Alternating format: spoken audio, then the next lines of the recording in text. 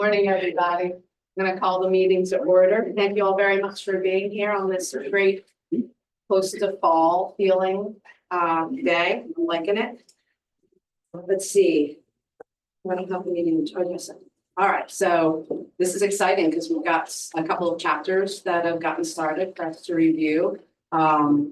We're going to finalize the planning process recommendations, and I know many of you have been excited to get into the technical recommendations and even have started making those along the way because you just can't resist. We're going to review the water withdrawal lawn regulations, which will be good, just as a little summary and to keep our minds there, and discuss and develop policy, regulatory, and legislative recommendations. I'm a little bit incredulous that we might get that far, to be honest with you.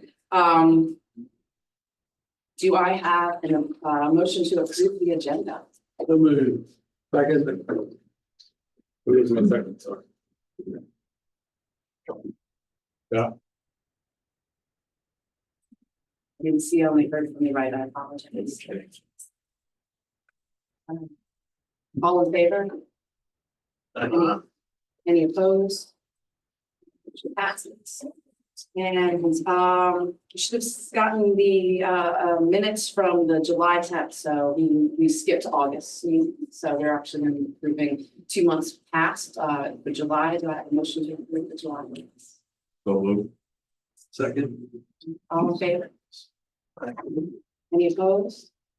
That motion passes as well. And as I usually do, are there any outstanding notes or housekeeping notes that need to be gone over?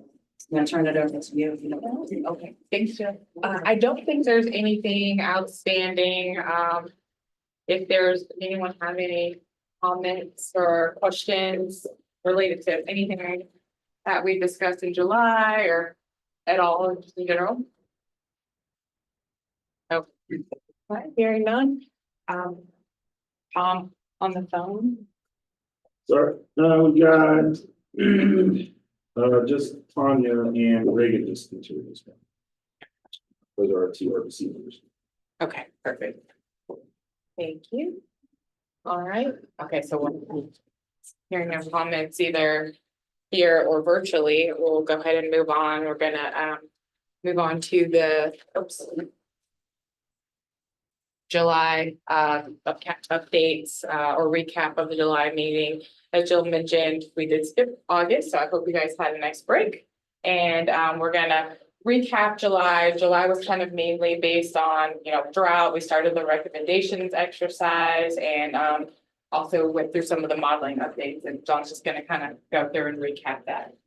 Yeah, so some of the surface water modeling that we updated you all on, which is probably the last group of modeling or set of modeling runs that we were going to do. One of them we updated the capacity for Hartwell, Russell, and Thurman.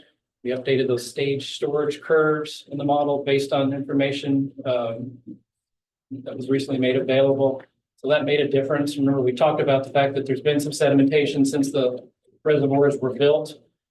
And that's an important part of water supply availability, so we wanted to make sure the models reflected that accurately. We updated the safe yield analysis of the 3 Army Corps reservoirs based on those updated stage storage curves. We did a kind of a cursory evaluation of that alternative 2, presented some of those results. We focused on synthetic drought conditions and kind of updated that analysis of those 3 different synthetic or extended droughts, presented that information, which accounted for the new updated stage storage curves. And then we actually did a test to look at the impact of the drought plans and their triggers and their responses. And if you remember, we showed some examples of some of the triggers that are modelable, I should say, I guess, things that we can put into the model that when there's low flow conditions get triggered, and then the model triggers demand reductions. Some examples were, in Lake Russell, in Hartwell, Thurman, there's different lake levels, and those trigger demand reductions for one of the drought phases. So once we put those in, well, before we even get to that, just an example, we focused on Manderson Joint Regional as an example and showed that those drought triggers under current water use conditions for our whole historical hydrologic period of record only get triggered about 0.7% of the time, less than 1% of the time. Under our high demand conditions for 2070, it goes up about 1%. And then if we run it under the permitted and registered, the full allocation scenario, it bumps up to almost 6%. We also ran it through those first 4 years of that drought scenario 2, where we repeated the 2008 drought over and over and over. And because it's already a drought period, you would expect those drought triggers to be triggered a lot, and they were. That just kind of explains when those things get triggered, under what conditions. And then we presented this graph. The red line is if you, this is scenario 2. So when you repeat 2008 over and over and over. So here's 2008, and then we repeat it again and again and again. If you don't have any drought plan rules in effect, and you don't have any triggers based on lake levels, you follow the red line for Lake Hartwell storage. If you have those triggers in place and you get demand reductions, you're trying to preserve the supply availability in Hartwell and in the other reservoirs. And the blue line shows storage in that example. I'm sorry, flip it. Drought plan rules in place and no drought plan rules in place is the blue line. I was saying that backwards. Here's when they get triggered: moderate phase, severest phase, extreme phase. Doesn't look like a big difference, but if you look, 4 years into an extreme drought, there's 13 billion gallons of water that you've saved at this low point, which could be significant. So that was just meant to be an example of how the drought plan triggers and responses may extend your water supply. Is there any questions about that? No. Okay, well, let's move on. Okay, I'd intended or hoped to send out drafts of chapters 2 and 3 prior to this meeting. We are still working a little bit to finalize those chapters, but I wanted to at least introduce them to you and give you a preview of what you're going to be asked to review. And you'll have ample time to review them. Chapter 2 is information that we've presented early on in the process. It's basically just a description of the basin. So it starts with a description of the physical environment, talk about the different sub-basins of the Upper Savannah River. We've got some information to fill out about the percentage in each county, some descriptions on each sub-basin, talk about land cover, both now, or excuse me, in the past, and then current. And that's what this table does. We've presented that information to you before. There's a short section on geology and some maps from DNR that we've included in here. Elliot's written a section on climate, and it's pretty detailed. There's a lot of information here. The focus of it is on drought and drought conditions, and he presents a lot of good information on low flow conditions and drought conditions, but he also does talk about other extreme weather events, a little bit on flooding, a little bit on tornadoes, hurricanes, things like that. But the focus of it is on drought. So there's I'd say at least 30 or 40% of chapter 2 focuses on climate in the Upper Savannah Basin. Beyond the climate section, we get to, bear with me, there's all the drought stuff. We get to description of natural resources, soils, minerals, vegetation, some more soils maps. There's a section on fish and wildlife, which is important considering the ecological flow analysis that was done. So this kind of sets the stage for that. Talk about federal and state endangered listed species. And then we get into a short description of natural and cultural preserves. And then agricultural resources. We mainly use DES and Department of Agricultural Census information to just provide an overview of ag resources. So really look for your input on this, make sure we're covering what you think is important. Livestock operations, available information from the Census of Ag on farms with irrigation in both the state and then in the Upper Savannah Basin. census of ag information by county on different types of crops and acreage. A little bit on silviculture, forestry, timber, aquaculture, and then the chapter wraps up with socioeconomic information, population demographics, where the growth is, where there's a decline in population, where there's high density, low density, that type of thing. And then finally, economic activity by county.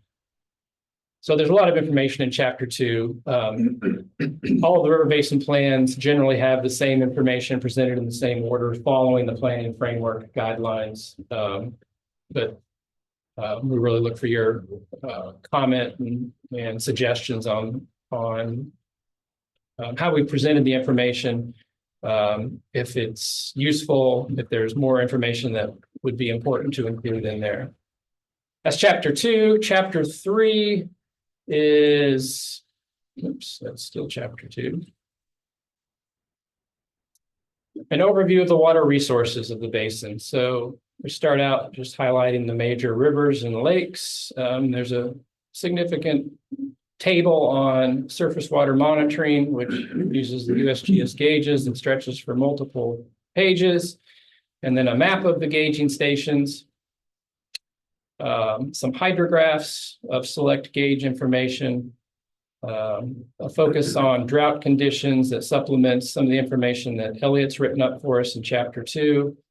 And then a description of surface water development basin, which includes information on the reservoirs, information on hydropower, information on regulated dams. There's a section on surface water concerns that we still need to add a little bit of information to. This touches on a little bit on water quality from the 303D list. It summarizes some of the information that y'all have highlighted early in our process when we talked about issues and concerns. And then there's a description of the surface water assessment tools, the SWAM model that we're using for this analysis.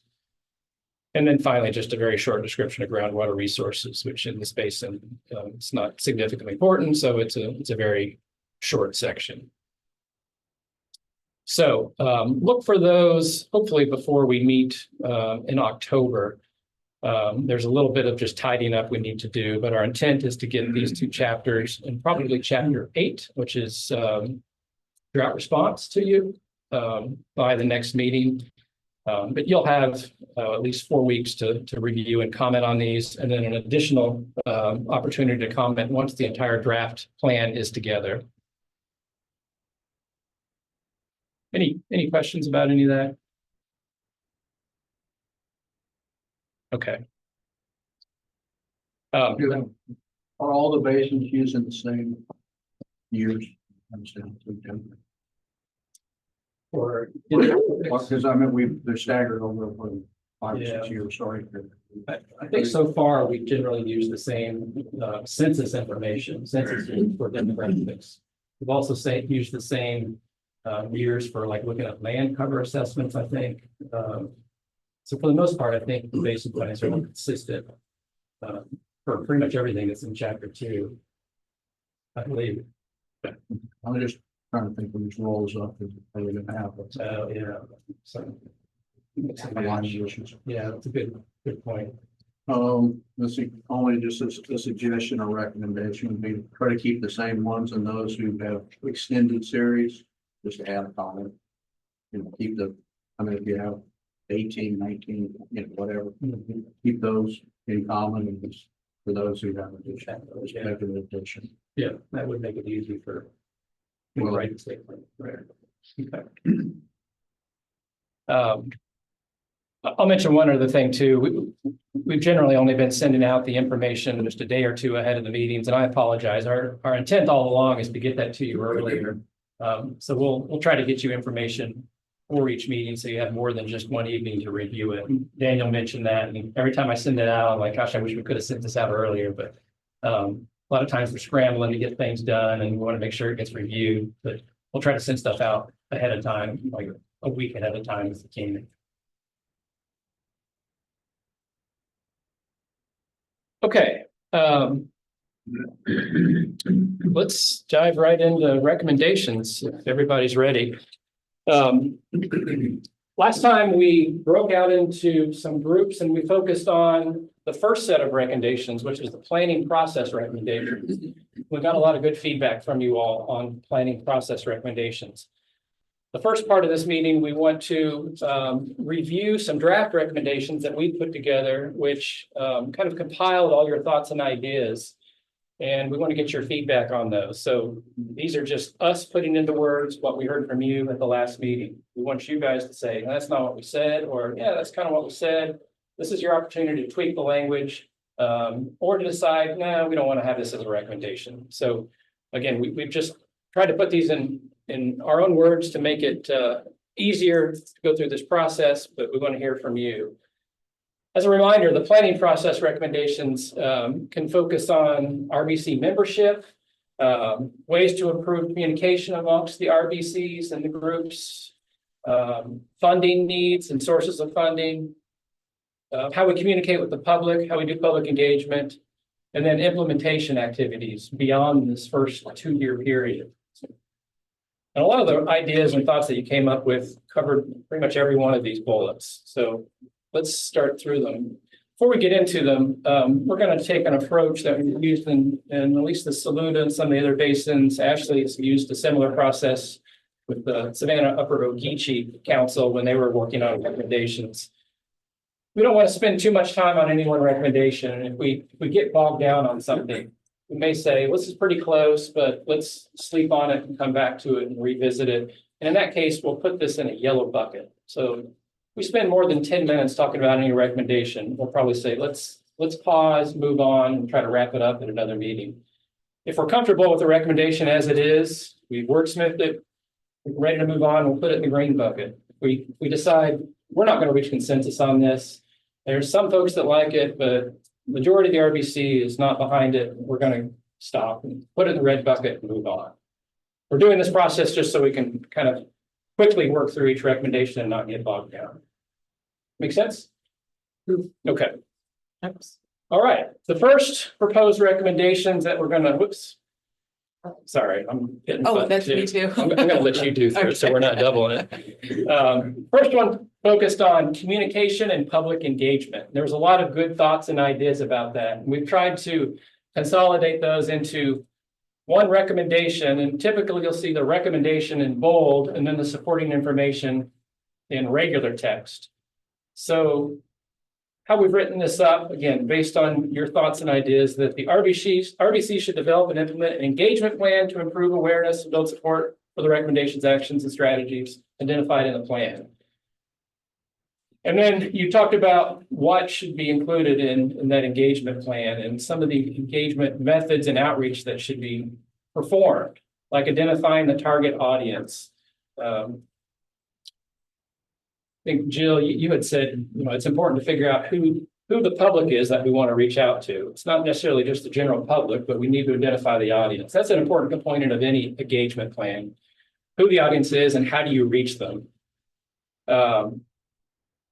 Someone mentioned Association of Counties may be a worthwhile target audience, so specifically added that in there. Identifying the means and methods for engagement. There was some mention of digital methods, like I'm assuming that meant social media that may be effective for certain audiences. So we've added that to the recommendation. There was some discussion about leveraging the SCAWA, WDSC Public Information Officers Committee, using them to help get the word out in other water advocacy groups. So we've added that. Then there's some discussion on the formation of a subcommittee to lead engagement effort, especially with elected officials or appointed officials or other specific groups. So what do y'all think? Does that capture what, and if you can remember back 2 months, does that capture what we talked about? Do you want to strengthen this? Do you want to revise it? What are your thoughts?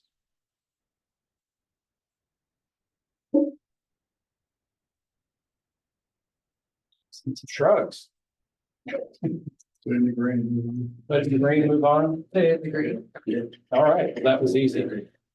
There have been similar communication recommendations from the Broad, from the Saluda, from the Edisto. there's a lot of overlap in them. I think they all felt it was important. Originally, I had worded it to say that RBCs at their outset should consider developing a public engagement plan, but by the time your plan goes to press, all the RBCs will have formed and will be working. The Santee is going to be starting later this year. So I didn't word it that way. I just said that they should be, an engagement plan should be done whatever stage you're in. So. Okay, let's move on. That was easy. The next one focused on the composition of the RBCs, how you do recruitment, the meetings and collaboration, or at least the next set of recommendations. The first one was elected officials should be invited and considered to participate on the RBCs as part of the local government water interest category. I don't remember who recommended that. It's a good suggestion. Are you all comfortable with that?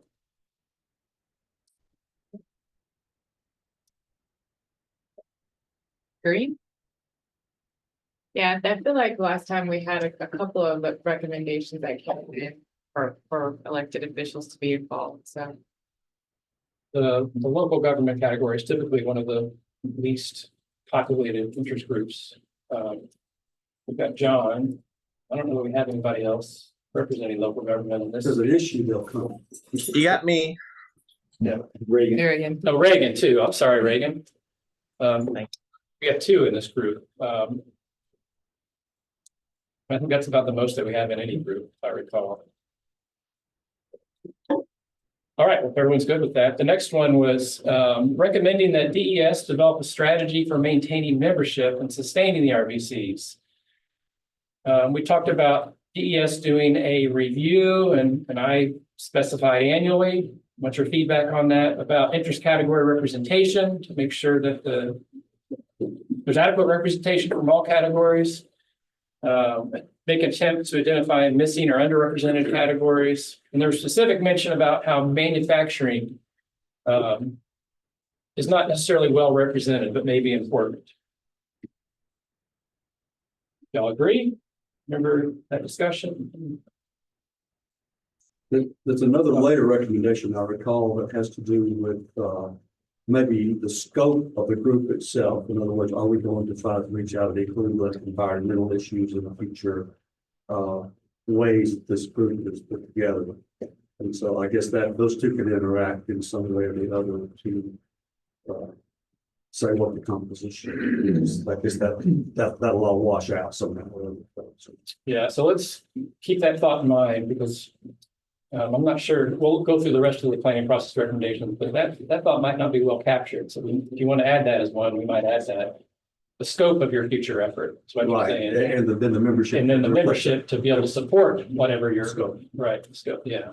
Okay. John, just a thought on manufacturing. I know as an economic developer, I should be representing that group. When you think about McCormick County, I've got one manufacturer. You know, and I don't cover like in, I would think God's First Quality, your largest manufacturing water user in Anderson.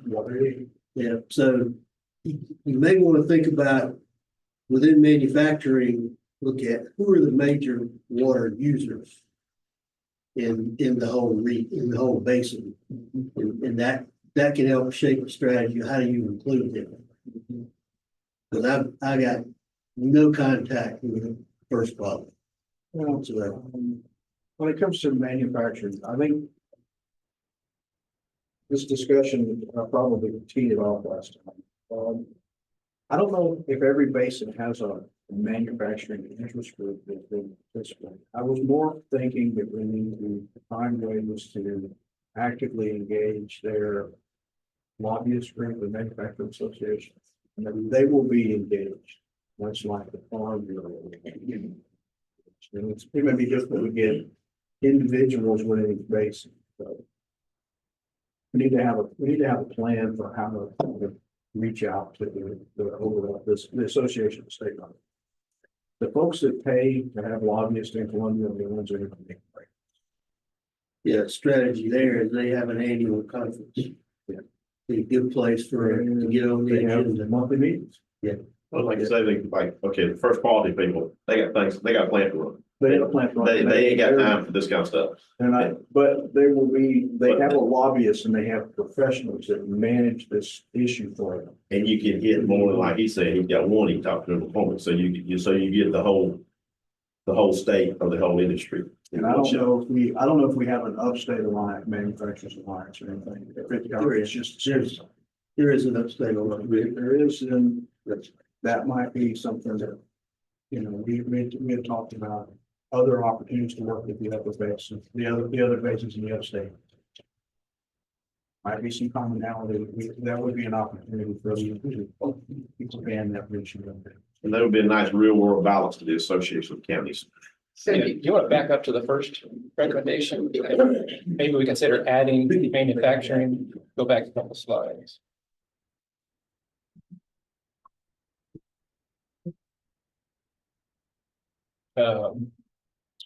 Where did we mention, yeah, like we said, association of counties may be a worthwhile target audience, maybe we add. What was the manufacturing group that you mentioned? State Manufacturing Alliance. Yeah, you want to just add it here, just specifically called out? Yeah.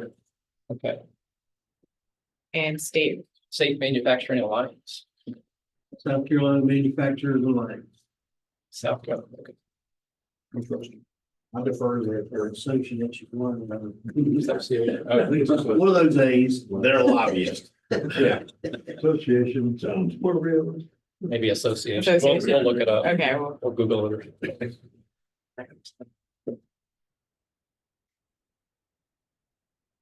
Okay. Let's go back. then go back to this Yeah. one. Mark, you hit something here. Are you okay with just leaving it as interest category representation, or should review? At least annually, DES should review the interest category representation, and did you want to add in major water use, or I'm not sure if that's. what I'm you're- okay with, Okay, trying to figure out where we just changed it. We didn't change anything. we didn't change anything Yes. yet. We added the Manufacturers Association to the other recommendation. Yeah, you have to be specific. I think This the is role captures- is to have DES continue to, one, make sure the group is represented without, you don't have to call a manufacturer, you don't have to call anybody. Just- say the group Group is said it, yeah. represented. That's number Okay. one. And number two, we need to make sure the slots are filled. That's what, I'm more worried about, making sure the slots are filled as we move. Tom, have we lost anybody? People that Yeah, we miss have. more than 2 meetings in a row or whatever our bylaws. Well, Carl's, Yeah. Carl retired, Sandy Cooper, so we lost him early on. It's like, We're replacing.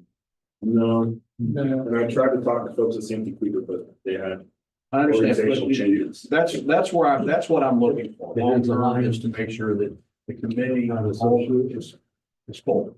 And if it's not Sandy Cooper, then someone else from with similar interest should be, there'd be. That's what I would like, that's my recommendation. It isn't to, keep it full. Yeah. you keep it full. Yeah. Okay. All right, any other thoughts on that second bullet? Yeah, John. I can't help it. My editorial eye, it jumps out at me. There's a word missing in that last sentence. The Yeah, Maybe important. thank you. But Maybe, Yeah. gotcha. thanks. Is one. All right. But we like it, so agree for that one, okay.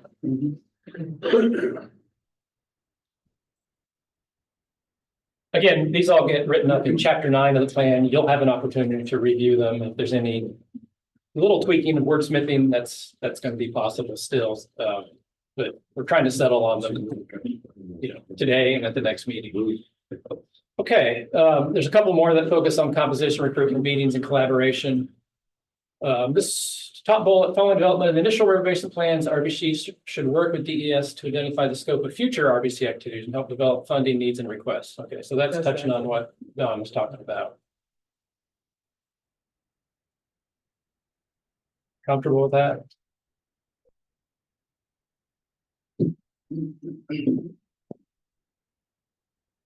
Yeah.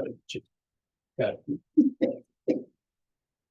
Okay, well, the next one, future water plan efforts should consider increased collaboration between all of the South Carolina RBCs. There was discussion at the last meeting about having, an annual RBC meeting statewide or maybe a couple.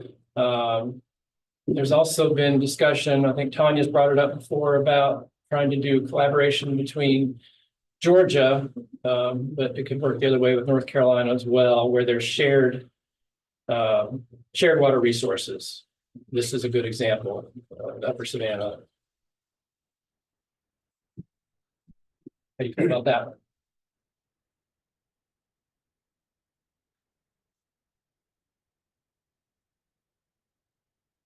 That's okay. All right. I think the next one starts a different category, but go to the next slide. Let me just, so go back. Any other recommendations based on the ideas and thoughts you had from the last meeting? Or go back up one on composition, recruitment, meetings, collaboration. You think we've covered everything that you all discussed last time, or have you had any new thoughts about recommendations for how the RBCs operate?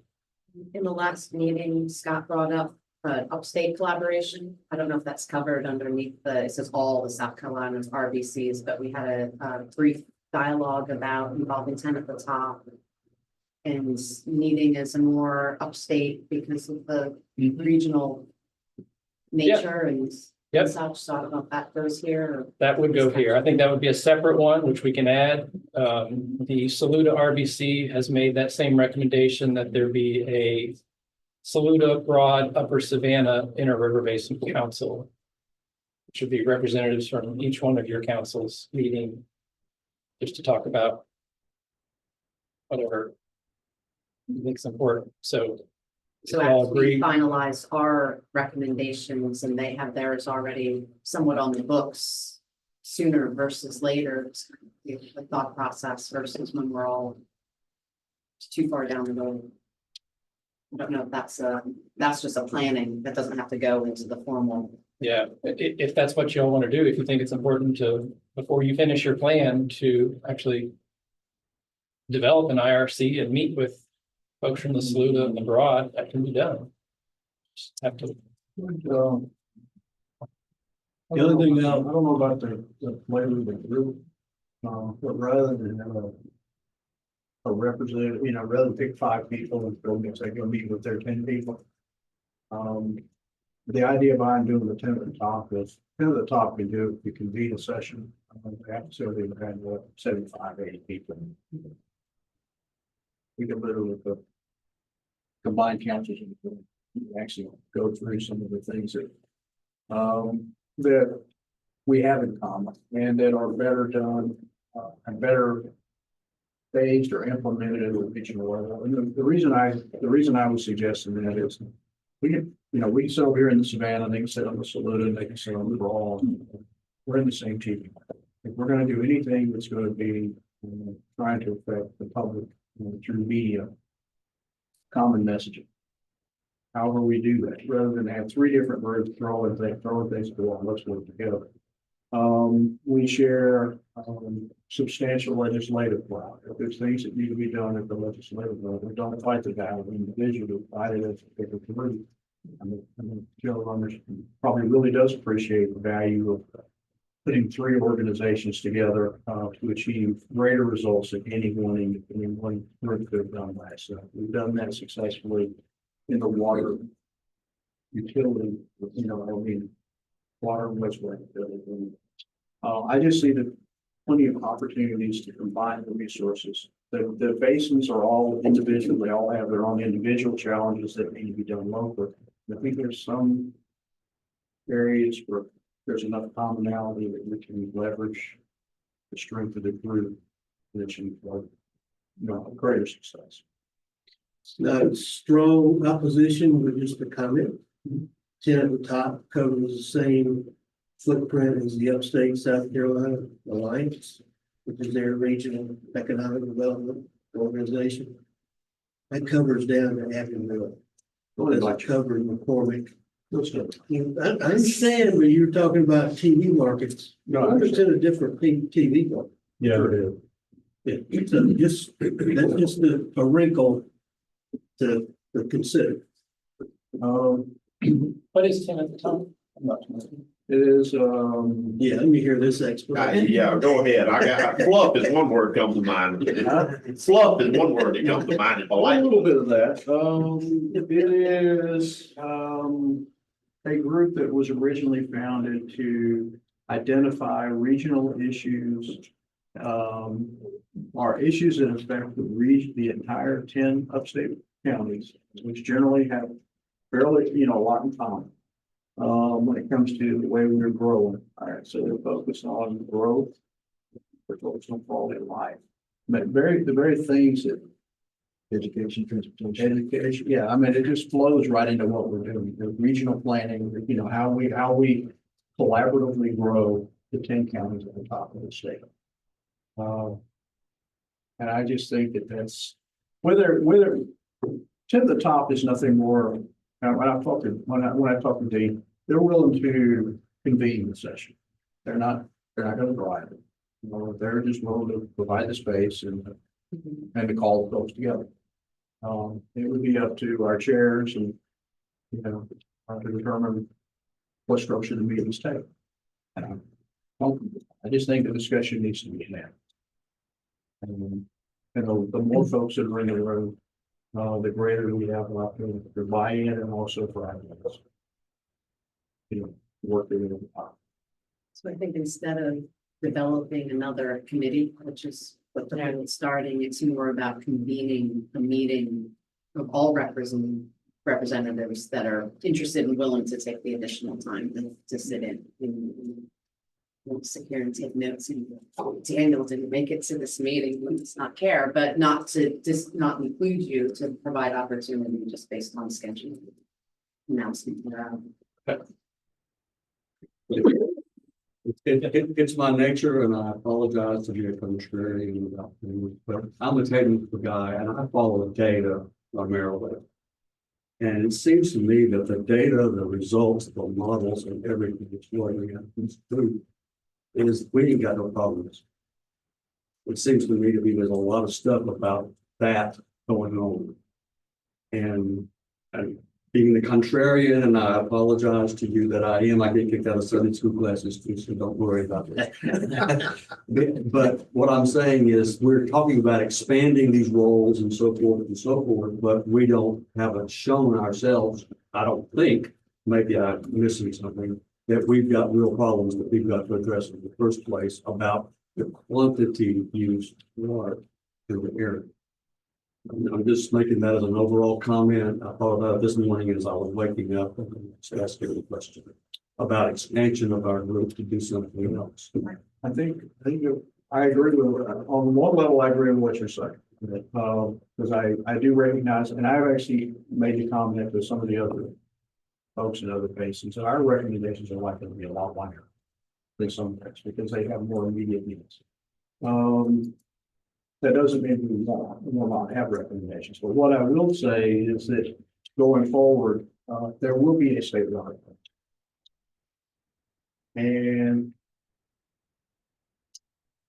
not participating in development with recommendations in the implementation of the state water plan only ensures that whatever interest you have, and if it includes, we don't need your help. All right, don't assume that the other 7 basins don't come up with a prescriptive plan that requires you to get full participation is important to ensure even the opportunity to defer. So that's my counter. Okay, well, I appreciate it. But 10 at the top, as a facilitator, okay, I can see that. I didn't know they had a facility. Because the meeting, They have a big room. okay, but what I'm saying is the meetings I've been around, one and a half, and they're good at telling everybody, well, this is what we need to do. But then when you start talking about funding and this, that, and the other, they're like, oh, well, that's y'all's job. So, They're just, as I said, they're convenient. okay, convening is, I can go with convening. And that's, it's an opportunity. What That's all about it is. adding the 10 at the top to our communications strategy? Is that a better fit than I think This this particular particular section? section, put the group in together and to see if that's something they're willing to do. Yeah. Yeah, I mean, I'm just saying it just to me, it makes sense to take a group that's already overlays most of the three of the upstate. And we have three basins that operate and not work together to see what's like a lost. Okay. All right, we'll craft, Ash is working on it now, but we'll craft a draft recommendation around that point. Not call it a IRC necessarily, just defined in a planning framework, but somehow just describe the intent of getting the upper Saluda, excuse me, the broad upper Savannah and Saluda work together and meet. Okay. Next one. Okay, there are some recommendations focused around the development of the state water plan. The first one was a committee consisting of representatives from each RBC should be established to help DES identify and prioritize recommendations that were made in each river basin plan for inclusion in the state plan. The second one's kind of similar. Maybe we look at them together and tried to add some specificity to it just because I think a recommendation is stronger if you add a timeline to it. But said during 2025, the RBC should initiate and coordinate discussions with DES to begin the process of updating the state water plan. Those discussions may include helping identify the objectives of the update process, formalizing how the RBC is going to participate and contribute to development of the plan. So mainly those are just to get you thinking more about what role do you want the RBCs to take in directly informing the state water plan. I don't know, we've talked about that a whole lot, but there were some good ideas that you didn't want to just turn your report over to the state and let them take 8 reports and write up a state plan. Kind of sounded like you wanted some input as they're preparing it, but I don't want to put words in your mouth. So what were y'all thinking? Now, does the PPAC have a role in that? There is no PPAC anymore. Okay, so it's been fully dissolved. Right, and I don't think there's been a decision about a replacement organization yet, but that's correct, right? Yeah.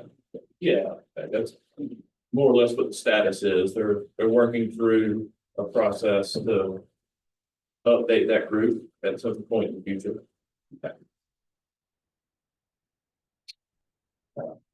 You start. No, I think we're consistent. The emails I've received, there was a question on it. You probably got the same email. Asking for those who are members, your willingness to continue the process. In prior discussions with Myra, our new DES chief,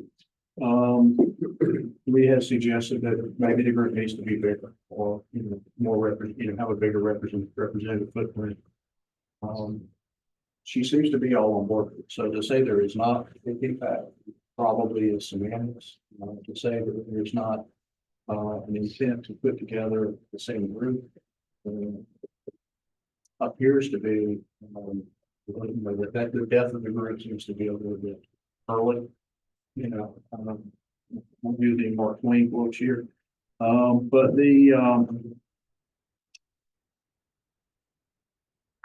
I would almost suggest that our recommendation should be that that the RBC be guaranteed to be represented on whatever steering committee the state push forward to the place.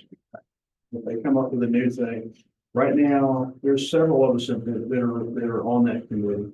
And that doesn't mean that it's guaranteed forever. I would just suggest that one of the recommendations should be that this group has representation on whatever the overarching steering committee is. And that pretty much guarantees your ability to have input.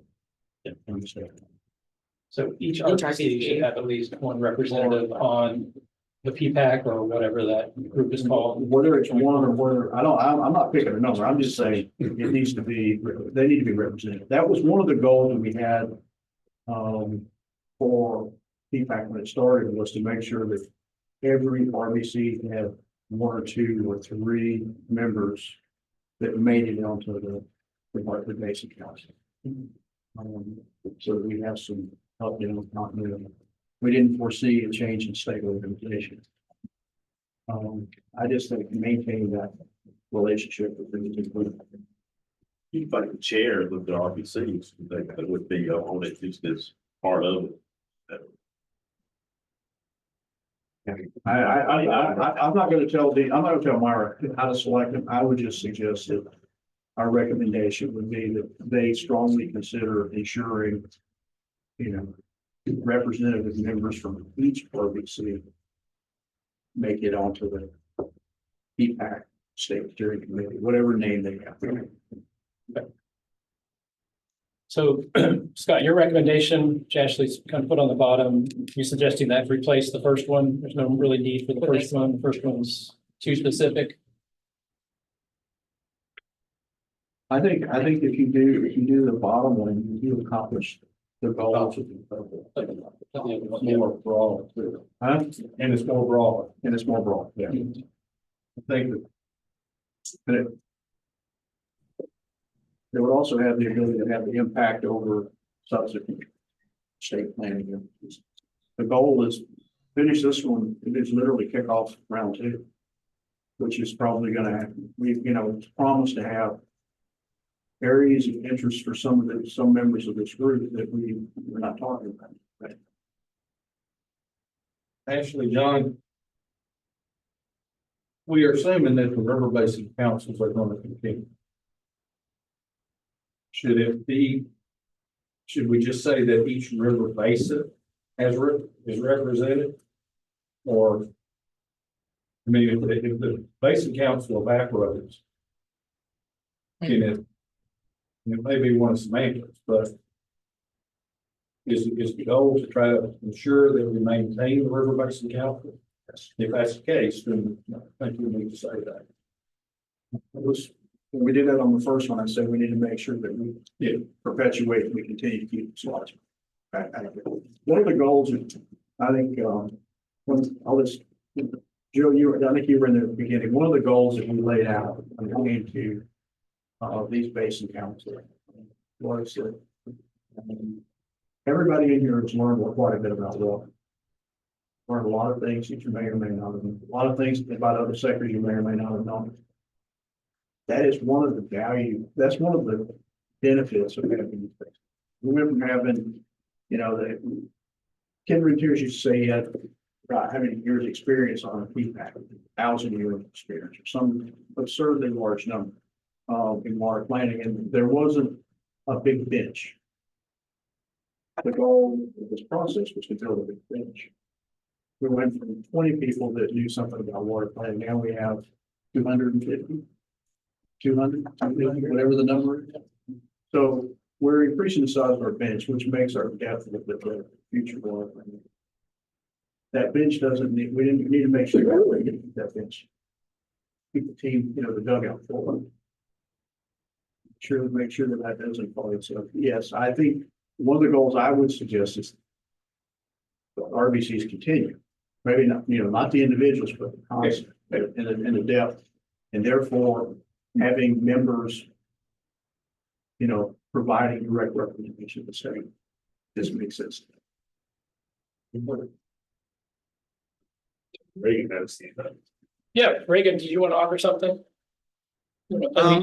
Yeah, I was just gonna chime in, and the moment's kind of passed, so I apologize for that. But first off, I agree with Scott that there needs to be some representation.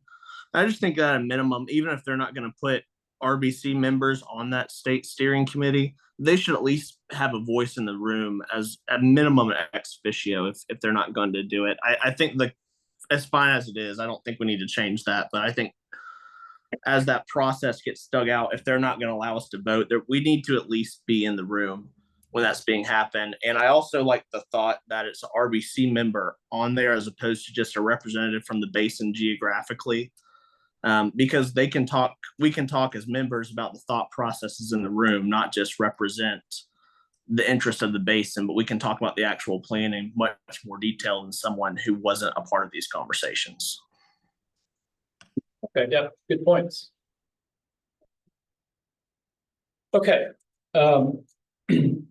So I don't think we need the first bullet based on the discussion we've heard.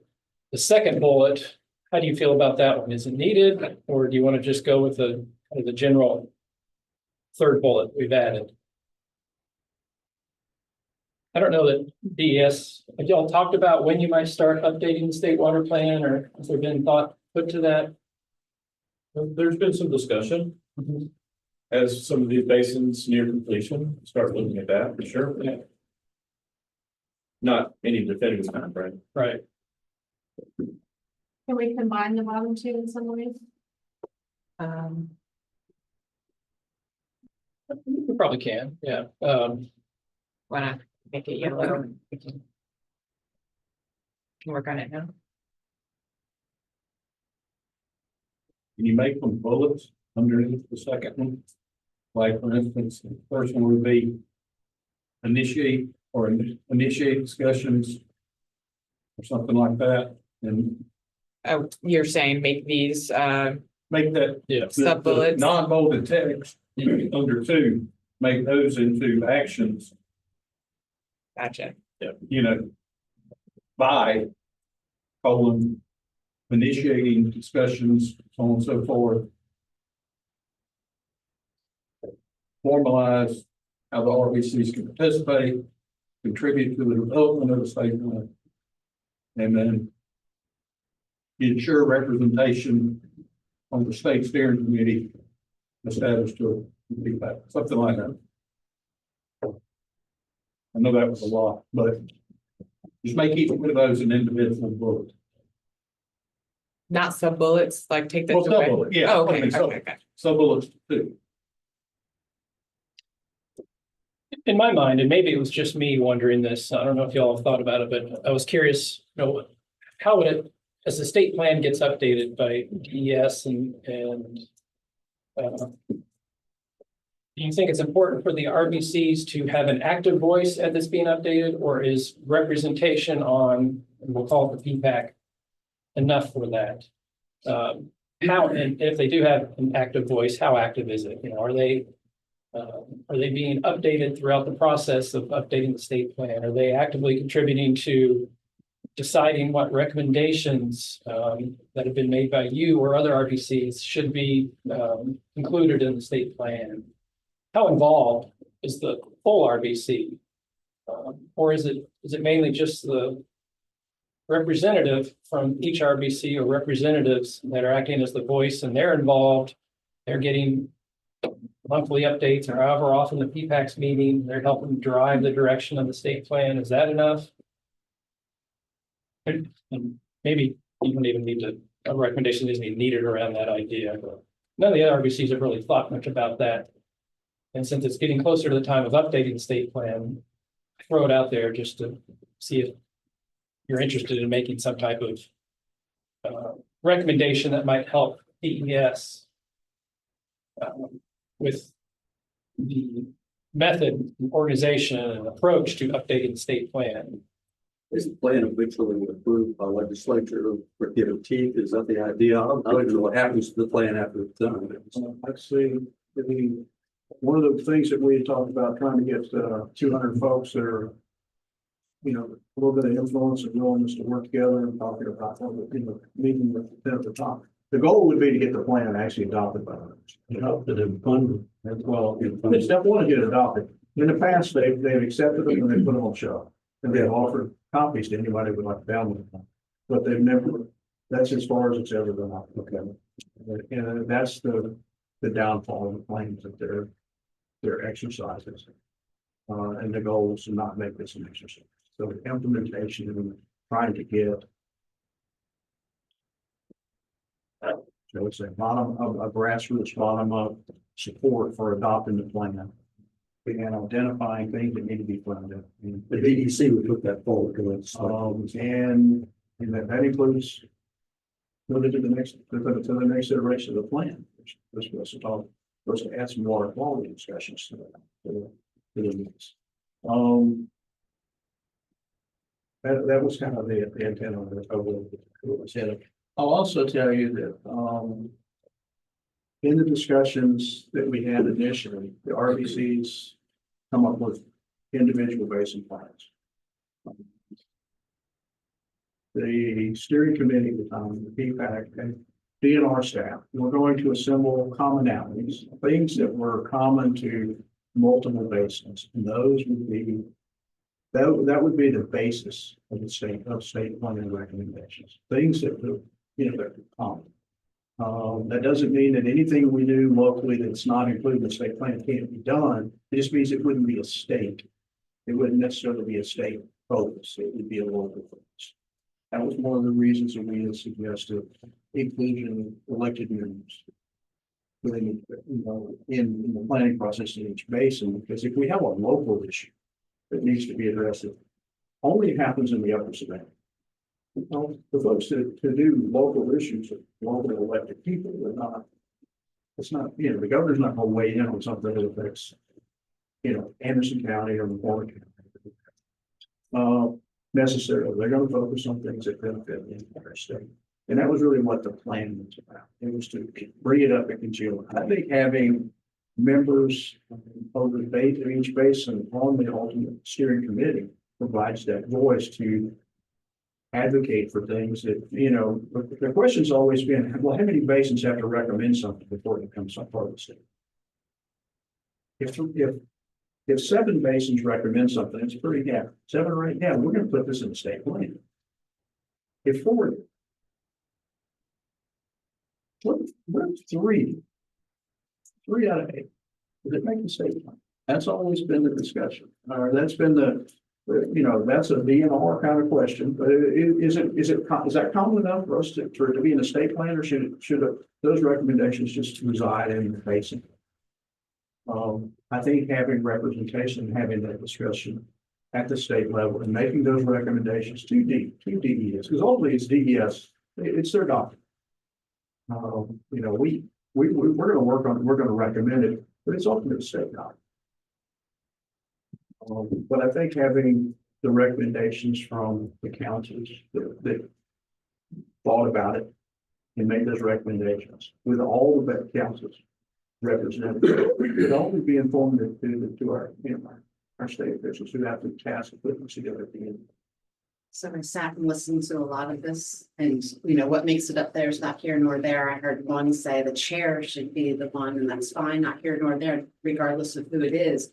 But someone needs a clear responsibility, as suggested, to advocate, better explain. Maybe words and documents sometimes miss some of the reasoning behind.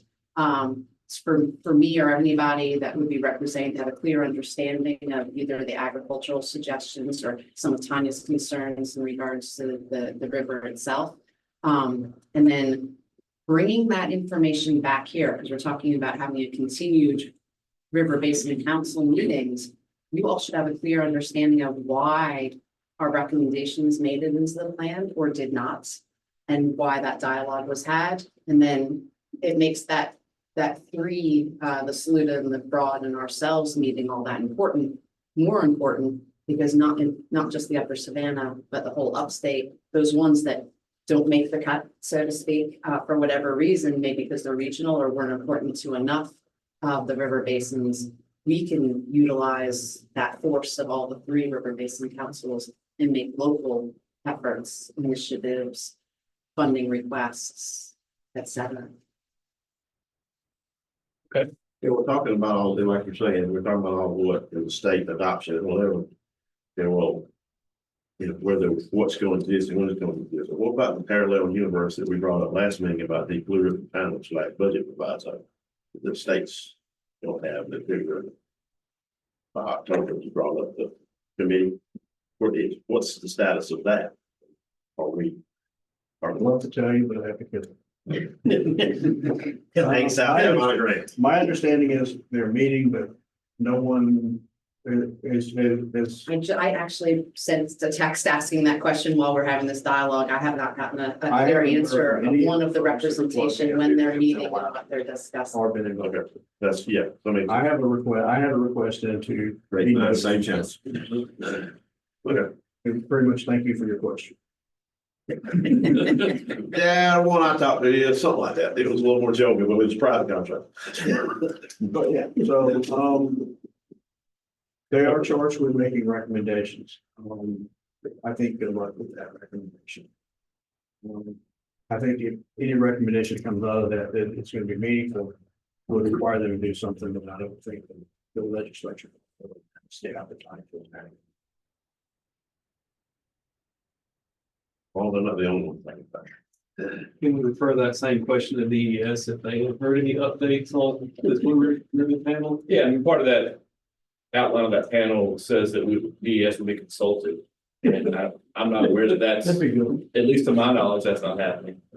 So, but I think we're kind of awaiting, So we're just all like everyone else, and it seems like we're all on the same page with us. Thank you. Al? With the risk of making that second sub bullet a little more verbose. Can we put in there where it says participate in and contribute, can we have meaningfully contribute? Contribute kind of just like, yeah, but we heard you. Yeah. But I think it needs to be meaningful contribution. On the first bullet here.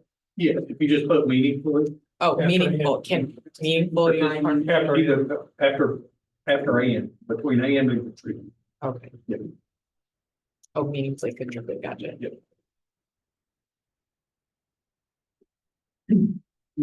Maybe provide, well, meaningfully, that was. Just kidding.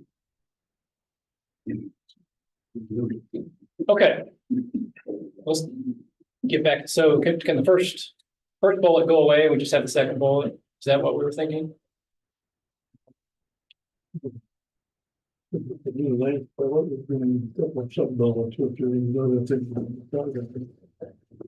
I thought we had, the last bullet, and then you were gonna add some sub bullets on the subject we were just talking about.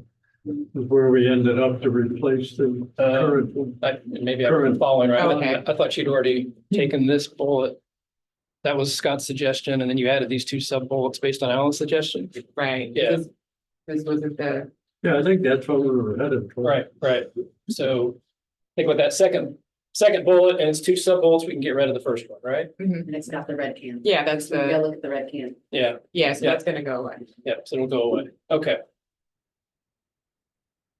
All right, so are you all comfortable with that with regard to development of the state water plan? Does that cover everything that you want to make a recommendation for as it pertains to development of the state water plan? That yellow highlighted bullet implies that it's one person. I think Scott, somebody said, Members. At least one. yeah, At least one, okay, at least Yes. one.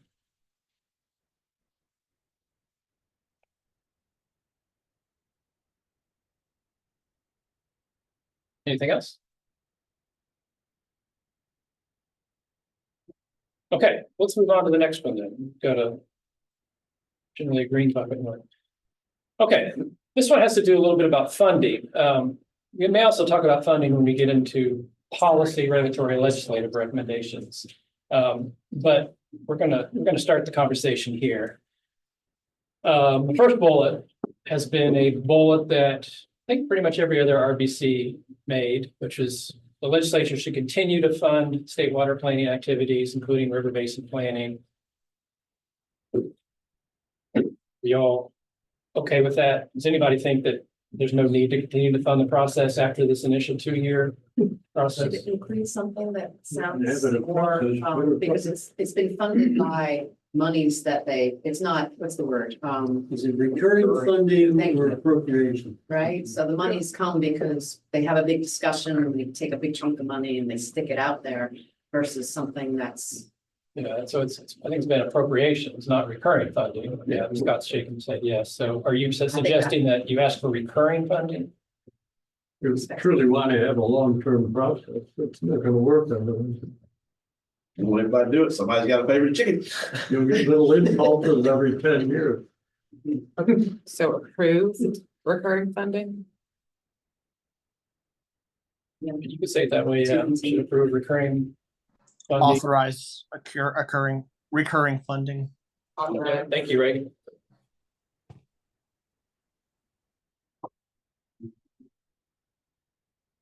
Pressure. All right, does that first bullet capture the idea of at least funding the process? Is there anything else you want to say about funding this specific process? Look at ties to funding. I think my understanding right now, I think it's the law, says these plans are supposed to be done every 5 years. The law, the regulation. I don't think there's a law. I don't think it's. There's a somewhere there's supposed to be 5 year, these plans are 5 year. And Supposed to be, you're right. Like land use. and I don't know they if it's it's a regulation, a law, policy, but it's every 5 years. That is obviously not happening. At some point, if you're gonna talk about funding, we have to know what the cycle is. What's your cycle? Otherwise, you can't do funding. Should we identify what is the appropriate cycle length to do from state plan to state plan?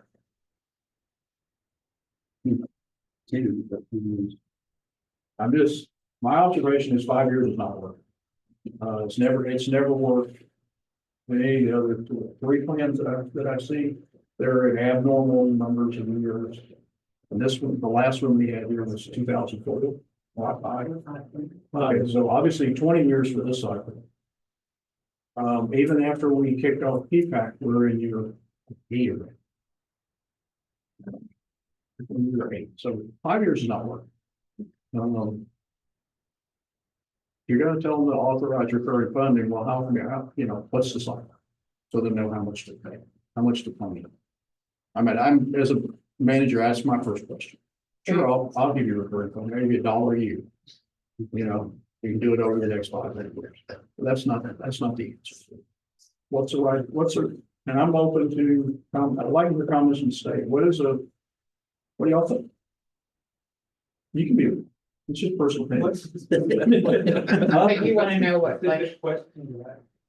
Huh? Yeah, what specific question? How often could this plan realistically be a state water plan? How often could they realistically be completed by state sector? With recurring funding. Yeah.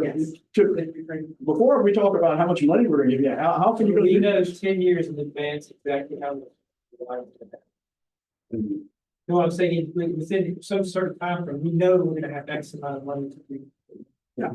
If I said In 5 years- if I said go write the check, could you do them every 5? I think so. With these Yeah. planning basins? Yeah, the problem is our funding came in piecemeal. So we kind of had to do one little step at a time based on that.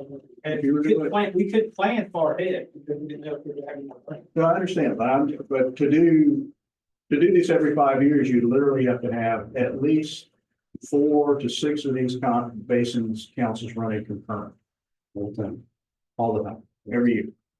Because the reporting and everything's like 3 years, like our work here, the training, and our report, then I mean, the whole process works. Yeah, it would be kind of continuous. 3 years, you can think it's in 5 years, so do we want to foul block the middle or not? Scott, I don't remember if you remember, feedback discussion, their idea was starting 2 the first year, 3 the second year, and 2, but now it's only 1. Yeah, but even then, there's still a 3 year, years. there's still probably a year of sort of process. When you do the water plan, then you have to start kicking off the start of the first one started. So it'd be ongoing. Question. Councils are probably not going to meet more than quarterly. In the, Once you start to revise. steady state thing. Yeah, it would be different schedule. And Just a question. so. Can I observe about your question? Not to be the only naysayer in the room, I'm with you. So we really don't have a plan. We hadn't had one since 05. And guess what? So this goes back to that. We ain't had a plan. What are we doing all this for? Guess what? We've been through several droughts. We made corn every once in a while, didn't we? Every once in a while, we made hay. The sun came up. The lakes didn't dry up. And we got along. So why we keep layering more and more, unless the timber industry is after all this, them stacks of stuff on the back of the room, I want to get into question, why are we doing all this? How many people have been added since 2004 to the Saluda or Savannah and the Broad River Basin since 2004? Yeah, a lot. I don't know. Well, I mean, that's why we're doing it. I mean, this isn't 2004. Okay, I mean, Georgia revises or, you know. I mean, I every don't 5 remember, years. but I was hoping they'd give me a ballpark, but I mean, it's in our three basins, we're probably 500,000 more people.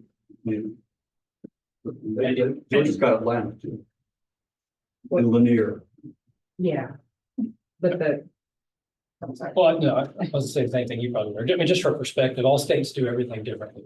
Ashley can explain how Georgia does it, where they update the regional plans every 5 years, and they've done that twice now, right? Yeah. Just finished the second update. Now, they don't update a overall state plan, they just update the regional plans, and then they start back in the process. And there's recurring funding to continue to do that. And there has been since 2006 or 8 or something, right? So they've had recurring funding to continue the process. All 11 regions do it all at once. It's a little different than in South Carolina, where there's not been recurring funding, but there's been annual appropriations. You hit my question, which is, can state staff do 8 basins all at the same time, like Georgia's doing 11? Are we, is that a realistic, position to take? And that's just a question, for the DES on that. If it's not realistic, then it has to be like it is now, based on some number of basins being done. So I would just suggest, probably for more work, but I think you probably need to figure out what's our cycle. Otherwise, recurring funding requests. Can I ask outside of, so take away the money and take away the staff from a pure science and planning perspective. What would be the ideal time frame for state water planning? Is 5 years, because I think to me, that's the ultimate question is really what's the need? And as we look at it and what you're seeing with all these basins and recommendations coming out, so of course, it takes a while for recommendations to be implemented, to instill some change, a reason for a new plan, because not just population, but the influence change in the state. Well, I mean, I have my thoughts on that. That's what I'm asking. Everybody else's thoughts on it. But 5 years seems like a good round number. I think the longer time frame is reasonable too. 5 seems like a good number. And this may be a better question to contemplate once we complete this first round and have some history to lean on for future planning. Just having done this work in other places, I think it depends. I don't know that there's a magic number. And it depends a lot on how fast you're growing and how strained your water resources are, and how quickly climate is changing. And is regulation change? So our answer here might be different than what some people are feeling in the low country. Or Exactly, otherwise. right. Some areas that aren't exposed to or aren't getting a lot of growth might not have the same stress and risk that another basin might. But our data do speak to that. Our data speak to that. Yeah, right. So you don't really need to do an update of your plan every 5 years, or maybe you just focus on one part of it. Maybe you just focus on quality and you say, we're good on quantity for the next 5, 10, 20 years. I mean, we looked at the 2070, we didn't see a lot of issues. So maybe you focus your planning efforts on just certain aspects of it. There's no easy answer really, and I think it's probably different depending on any basin. I don't know if that helps you put together a recommendation for recurring funding or not recurring funding, but how about we put that one In the broad bullet's fine. That's a- We don't need to Yeah, whittle it down for your recommendations. I just enjoyed the. yeah, why don't you all sleep on it a little bit, and at the next meeting, we'll consolidate our ideas, and maybe there'll be some epiphanies between now and then, but we'll keep it as is, and we'll come back and revisit it to see if we want to keep it. Scott, I got your answer for Greenville County. I got your answer for Greenville County. 400 to 560 in the last 10 years. 1,000 people. What? I mean, 400,000 to 560,000 in the last 10 years in Greenville County. Population, 10 years. Pretty good. Pretty good. in 10 years. So over 20 years. 30% growth. Right.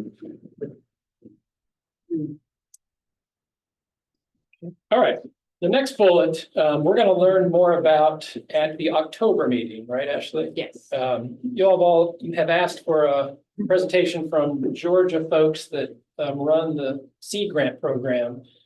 Ashley, you want to just go a quick overview of what that is again? Right, sure. So the seed grant program is basically a program that establishes funding for projects related to supporting or exploring I should say, emotional supporting your practices and your goals of the plan. And so with the seed grant program, there's usually a support by a council member or a council, I should say, and it's led by either a utility, state utility, or city or county utility. And then the grant program matches the funding. I think 75,000 is the number right now. So it is a match grant program, and it's really to help to explore and help to further, I guess, implement the objectives of your plan. Yeah, I like it because it's tied directly to the plan that the regional council has developed. So you made a recommendation for one, it's tied to recommendations that you're putting forth. So it gives the plan, in my mind, some meaning. Yeah. And it says that, hey, everybody, all 25 smart people in our room that were stakeholders agreed that this would be something important to fund in our basin. Tanya's emphasized the importance of highlighting specific recommendations to trigger funding. Hopefully she would agree. Yeah, and Tanya had gone through a couple rounds of the seed grant application process and received grants for some projects that were supported and endorsed by multiple councils actually in Georgia. So you don't have to decide on that one now. We can put it in the yellow bucket and wait till we hear from maybe Jennifer Welty that presents this the next meeting or somebody else, but Yeah, It's basically asking the state to take their water planning one step further and Yeah. fund the implementation through some sort of ranking priority system. And I That's think it's right. coming from a nonprofit that continually works to find grants to put implementation on the ground. Mhm. Half the battle is finding the opportunity Right. before you can even get to them. So to have that, the state fund an opportunity. I think it's I think the values of it, you all decided what your priorities are, and that seed grant program helps fund your priorities. Yeah, and typically through the application process, the chair or, a representative will meet with the applicant beforehand to make sure that this project that's being, proposed is in fact in line with the objectives and the recommendations of your plan. Okay. Any other question about that? Again, we'll revisit this after you learn. Yeah, more I'll about just it. kind of leave it yellow for now. Yeah. We'll get the opportunity to hear from the seed grant folks in Georgia. In chapter 10 of our plan, which is the implementation plan, there is going to be a discussion about funding opportunities and the seed grant, potential for a seed grant like thing may be mentioned in there. But in the other river basin plans, we've been including a couple tables of primarily federal funding that's available to help implement some of your strategies and actions and move forward your recommendations. And some of the examples that are on that federal funding table are the NRCS EQIP program. Actually, so now's a good time. Can you kind of explain what that does and how Upstate Forever has helped leverage EQIP funding? And Sure. mind, Katie? And then Daniel, you might be better at explaining. I don't know much about it. So EQIP funding currently is through NRCS, and it's federal monies that agricultural landowners can apply for to implement BMPs on their property, like livestock exclusion, alternate water sources, heavy use areas, that kind of thing. And It's not this, by the way. This is a different Oh, program sorry, I'm gonna yeah. talk about in just a second, but I wanted to start with EQIP. So EQIP provides between, I think the base amount is 75% of the cost of those projects and up to 90% depending on some other factors. So farmers who are new or disadvantaged or I don't know what all the criteria is, but they can qualify for up to 90% of the project cost to be reimbursed to them.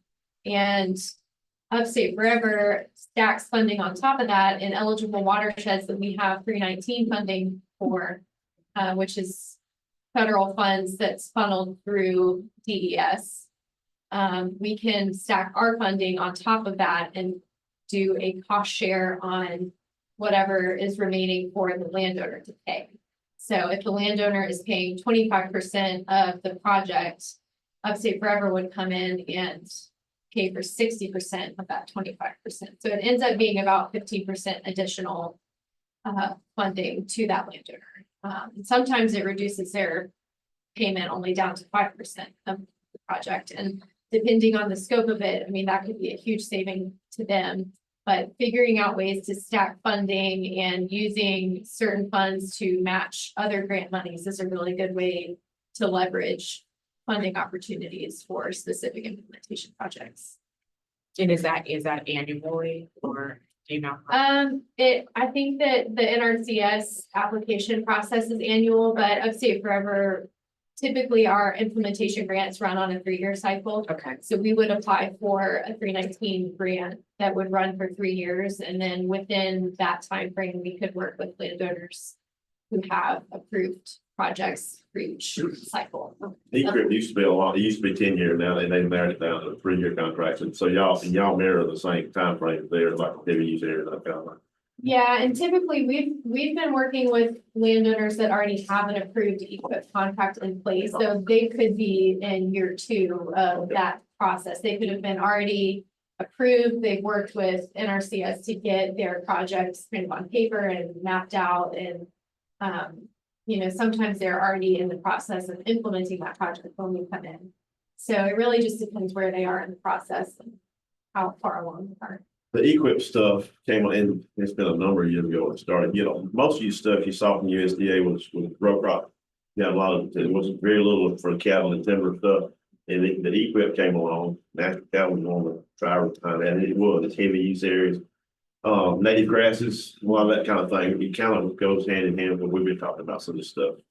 Erosion control, heavy use areas, yeah, we did 1 year ago, but I didn't know I was at Upstate Forever. Piggybacking, so piggybacking that. Yes. And it took a while for us to really get our footing in the agricultural world, because, you know, we've had this funding to do these types of projects, but you know, sometimes the projects are just so expansive that one project would fill the entirety of our budget.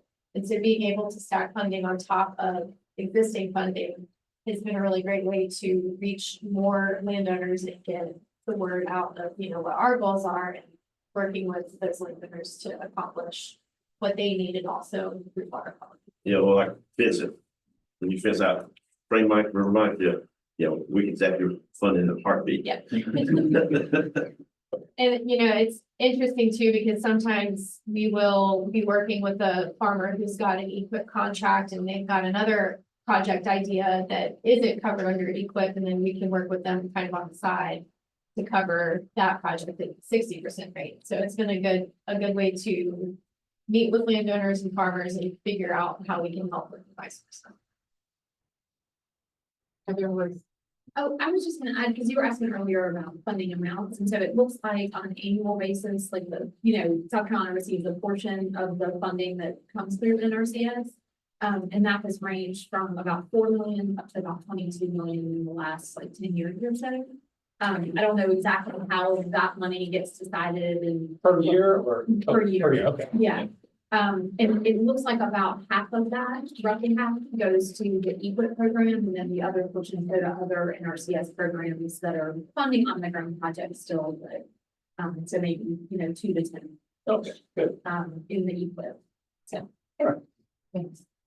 All right, thank you, Katie. So the reason I brought it up, again, we've mentioned the availability of EQIP funding in like the Edisto plan and the Broad plan. I don't know how much it's utilized, but the funding amounts you mentioned, that's kind of positive. There's a program in North Carolina called AgRap that it's hard to read the font in this box up here or this stuff, but it's specifically focused to agricultural water resources. And so Ag Water Resource Assistance Program. So it helps farmers identify opportunities to increase water use efficiency, availability, and storage, implement BMPs to conserve and protect water resources, increase water use efficiency, basically get the water to the farmers. So this is a state program that's funded by state money, not federal money. My question to you, and that's why I was interested in knowing how much NRCS funding is available, and is there more demand than there is funding? Do you think that South Carolina would benefit from a program that's similar to what North Carolina has done, which is specifically focused on getting water to farmers and helping them build resiliency? This also pays for like groundwater wells, so maybe they have a pond, or maybe they have a well and they want to build a pond. It helps them tap into different sources, use water more efficiently, that type of thing, which is exactly what we're talking about here. And those are some of the actions and strategies we talked about several months ago for the ag sector. Do you think that there's a need for a similar program that leverages state funding for ag? I'm going to start asking you two guys that question. Well, I'd like to study this a little bit more before I make a decision, yes or no. I'd like to see where the funding comes from and how the process works. And so I would like to research that a little bit more. Okay.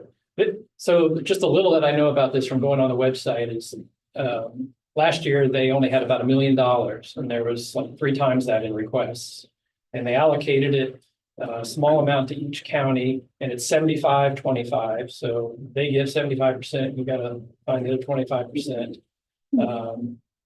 That's about all I know about it. I think that one, I didn't know they were doing it. In South Carolina, I mean, we always just started with USDA, is where the EQIP and CRP programs and all that. Yes, that was federal stuff. And Clemson might coordinate with them, but it all came federal. I don't know if you go have the stomach for where the money comes from. It's always where the money's gonna dip out of, even though you got budget surplus. In North Carolina, they had a lot of that tobacco settlement. They were like Kentucky. I think a lot of the stuff got seeded, just like they built a stockyard in North Carolina off of tobacco money. I think, and so if it's running down to $1 million, probably some of that tobacco money's, a lot of that tobacco money's been put out. But that, I think that's where they said somebody would put some of this. I had never seen the program, so that might be. Yeah, we didn't get a huge tobacco settlement in this state. Yeah, you could be right. Some of that could be coming from like Golden Leaf Foundation or some of the tobacco. There's definite considerations to be made when you think about stacking funding, because sometimes with grant requirements, you can't stack federal against federal dollars. So having a state pot of money could be beneficial in unlocking another pot of money. So just consideration to keep moving. That's a good point. Yeah. Okay. There's another page on this brochure. Just trying to think. Yeah, there's some examples of the types of projects that it funds on the left there, like getting sediment out of your impoundment or repairing it, finding alternative sources or sources, livestock water sources, water supply wells. Again, it focuses on the things that we're talking about here. So that's why I wanted to give it as an example. So think about that a little more, and you can just Google NC AgRap and you'll go right to the page, and let us know next meeting if you think it's something that we should recommend state consider to supplement other sources like NRCS EQIP. Sounds good. Okay. Let's go to I think that's it. Yeah, that's all we had for planning process, right? Yeah. Okay, so it's a good time for a break. 11:29. Let's do a 10-minute break. 11:40. 11:40. Then we'll start technical, and then we'll do lunch. If you have to do that, is infrastructure capital improvement. I mean, a normal cycle. We're going to dive into technical recommendations now. And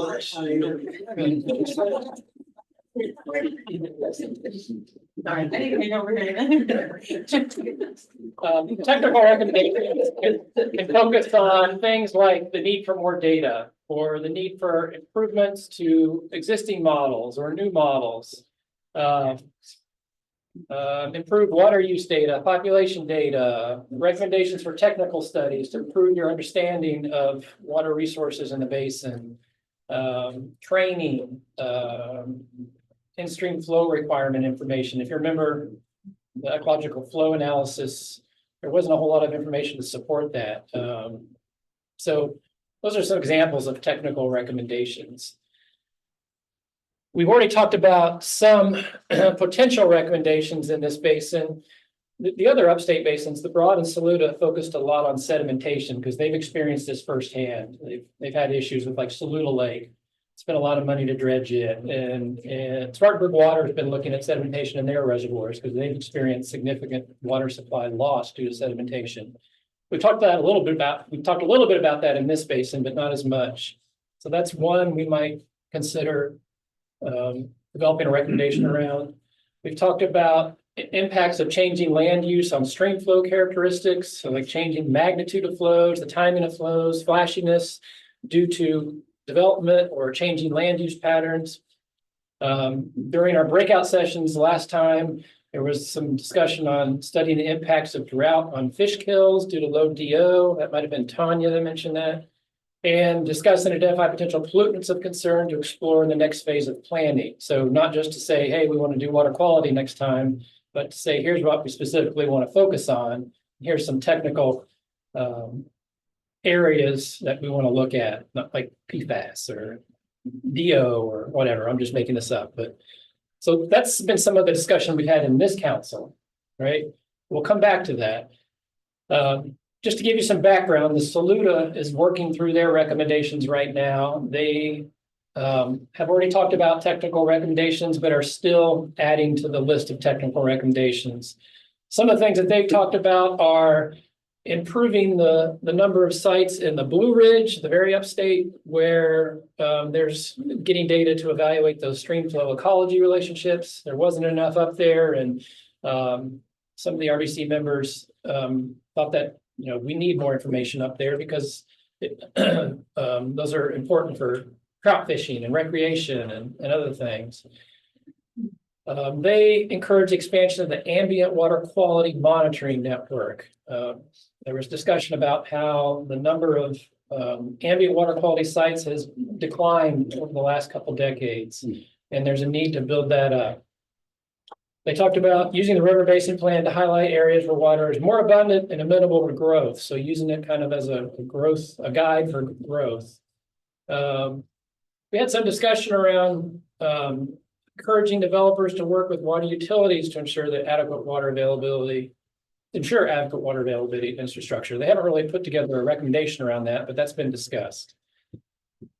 And a recommendation about encouraging using the river basin plan as a tool for local comprehensive plans and economic development. They had a recommendation about EQIP that's still evolving. They have one about studying land use changes on stream flow to help prioritize land conservation. And they've got one about providing more incentives to landowners not to sell their land development and place them in permanent conservation easements. Those all haven't been fleshed out yet, but that's been some of the discussion on their technical recommendations. And then finally, the Broad has already published their recommendations. They included using future climate projections or historical long-term climate information such as dendroclimatology, which is using tree ring data to not look back 90 years, but to look back 100, 200, 300, 400 years to better inform drought risk or drought scenarios. We've already kind of done that here. We looked at those synthetic drought scenarios. We hadn't done that in the Broad, and because of that, perhaps there was a recommendation about doing more drought analysis. Identifying funding mechanisms to support continued USGS efforts to maintain and expand stream flow gauges was one. If you remember back when Hope presented on climatology, She made a plug for helping establish a mesoscale network of weather and climate monitoring stations in South Carolina. Elliot, that's still something that the climate office would like to do, right? Yep. So the Broads made that recommendation. I don't know if the PD has talked about that yet or not. Maybe not, but the Saluda may be making a similar recommendation. There was a specific recommendation in the Broad to understand the financial impacts of increased sedimentation. So, and we've already started implementation along that route. Spartanburg Water has been doing a study to look at the financial impacts to sedimentation in Lake Blaylock and Lake Bowen and Municipal Reservoir number 1. There are 3 water supply reservoirs. And then finally, continue to consider ecological flow standards, including new and or improved data as it becomes available. Actually, that wasn't finally, they had a couple more. RBC should maintain its focus on assessment of water quantity, but future planning should include surface water quality. And they specifically wanted to look at nutrient loading and sedimentation and its impact on maintaining affordable public water supplies. They made a recommendation about investigating potential piloting of low-tech process-based approaches to stream restoration. Alex Pellet's done a presentation in several of the RBCs about this topic. He hasn't done one here. It's a good presentation. It's very short, but it's a low-cost, low-tech approach that has applicability across the state. And if y'all are interested, we can ask Alex to come and talk about that. The other RBCs, I think, have found it informative. The Saluda did, and the Broad did. And then there's a recommendation about just maintaining an online library of all the information that you've been asked to digest. So I quickly ran through all those just to kind of give you an overview of some of the different technical recommendations that y'all talked about and that the Saluda and the Broad have discussed. Remind me, the PD, have they talked about specific technical recommendations or gone through that process yet? I don't think they have. We're waiting on groundwater model for so long. Okay, okay, yeah, they haven't touched that yet. All right. Okay, so let's back up. And got a little bit of time. Yeah, let's go ahead and start in on these. With that broad overview, what technical recommendation, we're going to do this differently. We're not going to go into breakout groups this time. We're going to do it as one big group. We're going to start on it, break for lunch, and then revisit this for a little while, and then we'll hear from Joe. But we might not get all the way through technical recommendations, but we want to at least start on it. So what do you want to start with? And I'd like to ask kind of a fundamental question. We have a SWAM model, and that is application of a continuity equation in some way or the other. Can that model be adapted to other constituents in the water? For instance, concentrations. In other words, can it be adapted easily to other things? That if we chose to say something to do with water quality, let's just say sediment loading in the water, could you trace the sediment to settlement areas in the lakes and so forth? In other words, is the model itself adaptable and useful to something besides just water? Maybe it's DO, or not, maybe not DO, but maybe it's a PFAS or something like that, that you'll want to trace the concentrations as it moves through the system. Quick answer is no. It's specifically a water quantity model, but it can help inform other models. There are other models out there that could do a variety of things that you just mentioned. We would not use SWAM for that, though, other than maybe to use the output if we're looking at like a future scenario. We identify what the flows would be, but then we plug that into a different model with those flows and look at DO. Is that a big job or a middle-sized job or a small job to adapt that to some number? Well, just getting the output from SWAM is not hard, but it all depends on what type of issue you're looking at or what constituent you're looking at, or so I can't really answer that question. I know, I'm just, what I'm trying to do is figure out how, if we expanded the scope of what we do. Try to get it. Thanks. So the model you're talking about, that's the kind of thing that you can link to a follow-up water quality model to get the answers you're looking for. Yeah. So that essentially you're looking at boundary conditions. Okay. So that is possible, but you don't build it into that model. You don't adapt swim to it. You Yeah, there's- just out. We haven't come up with that comprehensive thing yet, I don't think. All right. Let's start with sedimentation. That's been discussed a little bit here. Do you feel the need for a recommendation around impacts of sedimentation?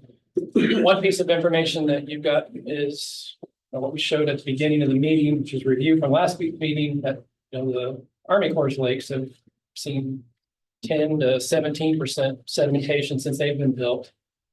They still have a lot of volume of water there. I don't know that it's a pressing concern.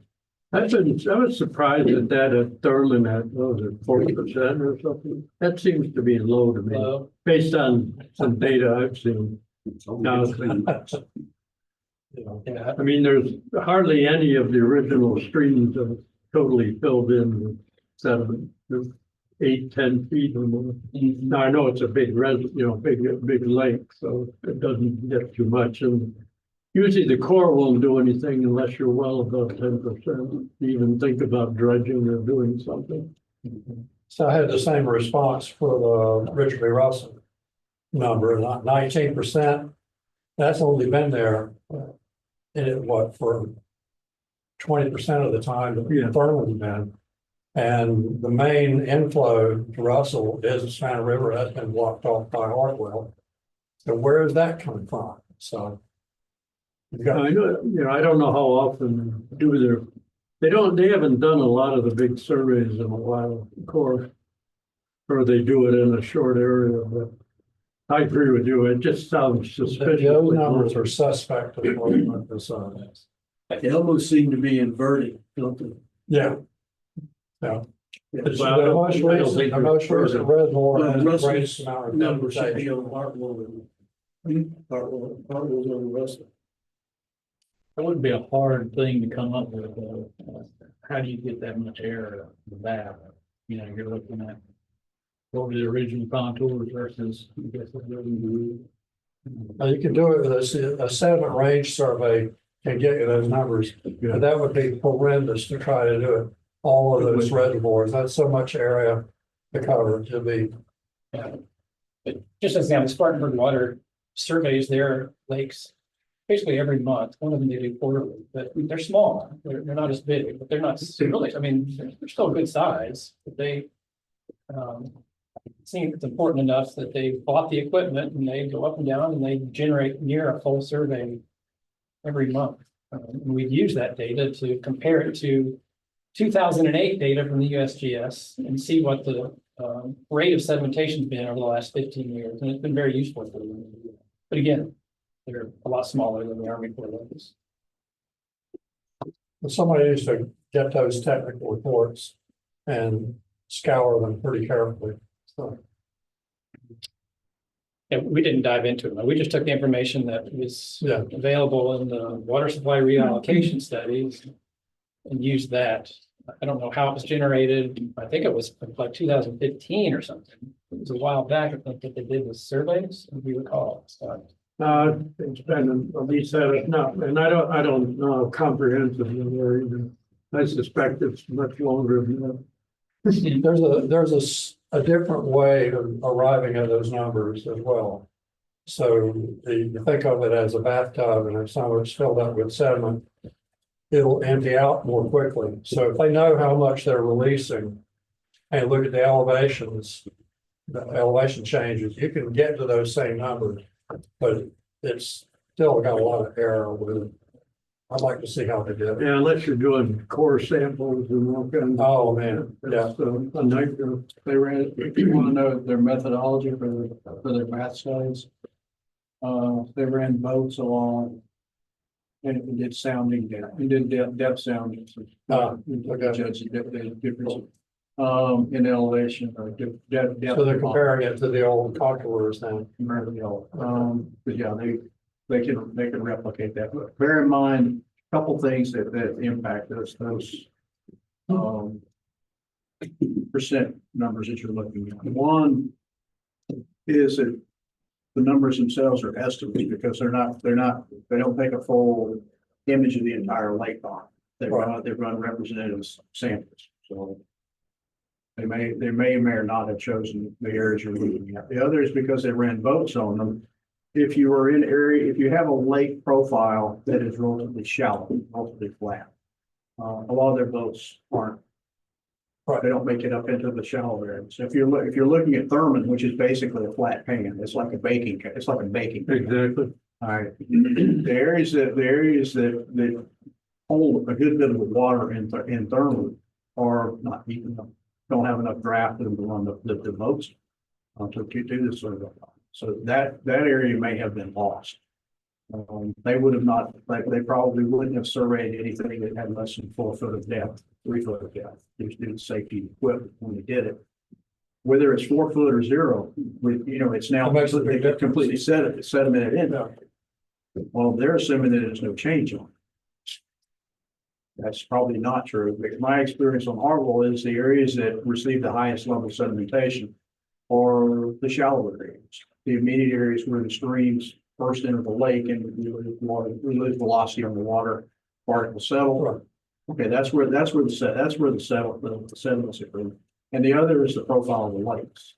And the sequence and the order that the lakes are in place. By the time you get to Thurman, a lot of the sediment has already fallen, has already been deposited in the reservoirs above it. So the Thurman is not seeing the same rate of decrease in storage wouldn't be shocking to me. You're capturing most of it as it flows. The stuff coming out of the mountains is coming straight to harbor. Higher velocity flows are coming into harbor. I would imagine on those flashy. Well, don't forget about the Kiwi Toxwick project. Well, there's also the other river. Yeah. It's not just the Seneca River that feeds all. There's 2 rivers. Tougaloo comes down, and it's got some smaller dams on it. And it's muddy, a lot of it. Muddy. Both of those are muddy. You can see them just crossing the river. Yeah. Just look at them when the rains come muddy. So, I think there's just different profiles of the lakes and sequence that they're in place. Alan, is Duke at all concerned that they studied sedimentation and loss of storage in Kiwi Toxwick? Not concerned or haven't studied it or not concerned. Yeah. There is some sedimentation to Scouts Point in some of the coves that have some feeder stream in that, but most of that sedimentation is coming from development with the Seneca and some other spots that don't have any sediment soil erosion control measure. And that's really where it's coming from. So, unless there's a mechanism to enforce those or that. No. Yeah. There's not much we do. A lot of Thurman also comes from local. There's not a lot of bank improvements or, planning. Except at a couple of the state parks, you look at the water in the spring and it looks like latte colored water. It's local runoff that does a lot of these small areas. So one of the things we did for Spartan Water, we figured out the rate of sedimentation based on a 15-year span when they did bathymetric surveys. And then we incorporated that into the SWAN model and said, when we run our 2070 model simulation with our 27 projected demands, let's also continue that rate of sedimentation from now to 2070, assuming it continues the same rate. You'll have less storage available in your 3 reservoirs in 2070. Let's see if you're going to have a shortage, assuming you don't do any dredging and you keep getting sedimentation at that same rate as the last 15 years. So we ran that simulation for them. This was outside of the RBC process. We're going to present that information to the RBC at the next meeting. But that was something else that Spartanburg was specifically interested in, understanding the long-term impacts of sedimentation. But I throw that out there because you may decide, yeah, that's something we want to try to do here, maybe. But maybe it's not. Maybe you don't want to, just throwing it out there. What else was I going to say? The discussions in the Broad and the Saluda too, they focused a lot on where is that sediment coming from. Melanie Ruhlman in the Saluda has done a lot of stream restoration work, and her basic understanding is a lot of sedimentation is not necessarily coming from development, but from just scour of existing streams, from high flows. There was a study done by Kerry Castle of DNR and Lawson's Fork Creek, Scott, the Broad River Basin. Lawson's Fork Creek, yeah. What about it? The study that Kerry Castle did, was that the right watershed? Whole broad. Old Broad, okay, I don't think of the one she did just below Spartanburg's Reservoir, but anyway. Sport was probably one of the key.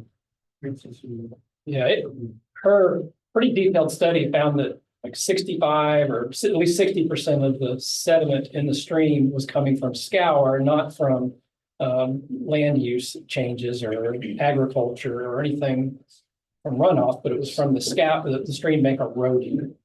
So my question is generally, I would think that scouring and stream bank erosion is directly related to development and land use changes, because now the water body's handling more inflow than it's used to, and then it starts getting that, what's the word? Channelization. Thank you. And it just increases where if it stayed at its normal rate without human influences, then that scouring and channelization wouldn't, because we're piping more water into the stream than it was naturally designed. Exactly. Increased development increases the flashiness of streams, which then increases the scour along the stream. And that's mobilizing. Still sediment. impacted by, it's still a human impact. Yeah. Is that taken into account in release rates from dam at all for the scour downstream of the dam, between the dam and the next river and the next river? What I was talking about doesn't, they're not downstream of dams, but maybe that's. Well, a lot of that. I think the other, when it comes down to the sedimentation and just the characteristics of the reservoir. When you come from Jocassee down to Kiwi, almost all the feeder lands around those are still forested. They're undisturbed. You get down to Hartwell, not so much. Well, in fact, not at all. Hartwell has the smallest easement area around the core reservoir in the entire country. They literally bought what they needed. There are property owners that literally own to the core line, which is the water line, which is the water line. And they mow the grass or do whatever they do all the way down. When you get to Russell, they bought a lot more than you needed. So there's a lot of minimum of 300 feet. Yeah, 300 feet. And then when you get there, it's still fairly healthy down around Thurman because it was all under different right of way acquisition policy. I think those are all contributing factors. Those are the things that make it into recommendations on how to preserve the upper span. How do you prevent unnecessary sedimentation? And Hartwell just seems to be a poster child for, we need to do something. Because what we're doing now is allowing the development in the immediate area, and Hartwell is also the most rapidly developing reservoir on the upper Savannah. Others have the benefit of allowing Hartwell to catch the sediment before it makes it to Russell, before it makes it to Russell, or before it makes it to Thurman.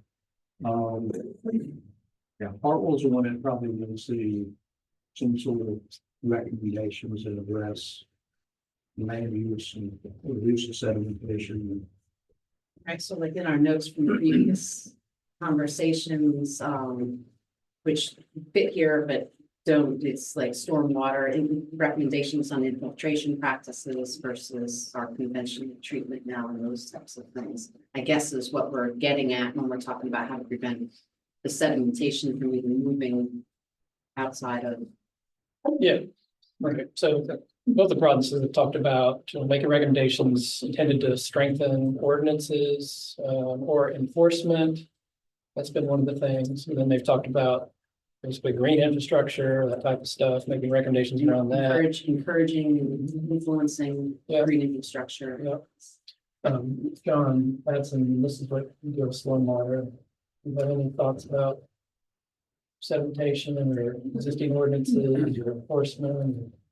Yeah, I think a lot of good points have been made. I think probably what Williams study was pointing out was that sedimentation wasn't so much from the lack of sediment and erosion control on ag practices and construction, but your point, development does have an impact on it because it gives the flashiness and the higher peak rates running off from those developments. So any kind of stormwater strengthening, stormwater post-construction stormwater ordinances can help.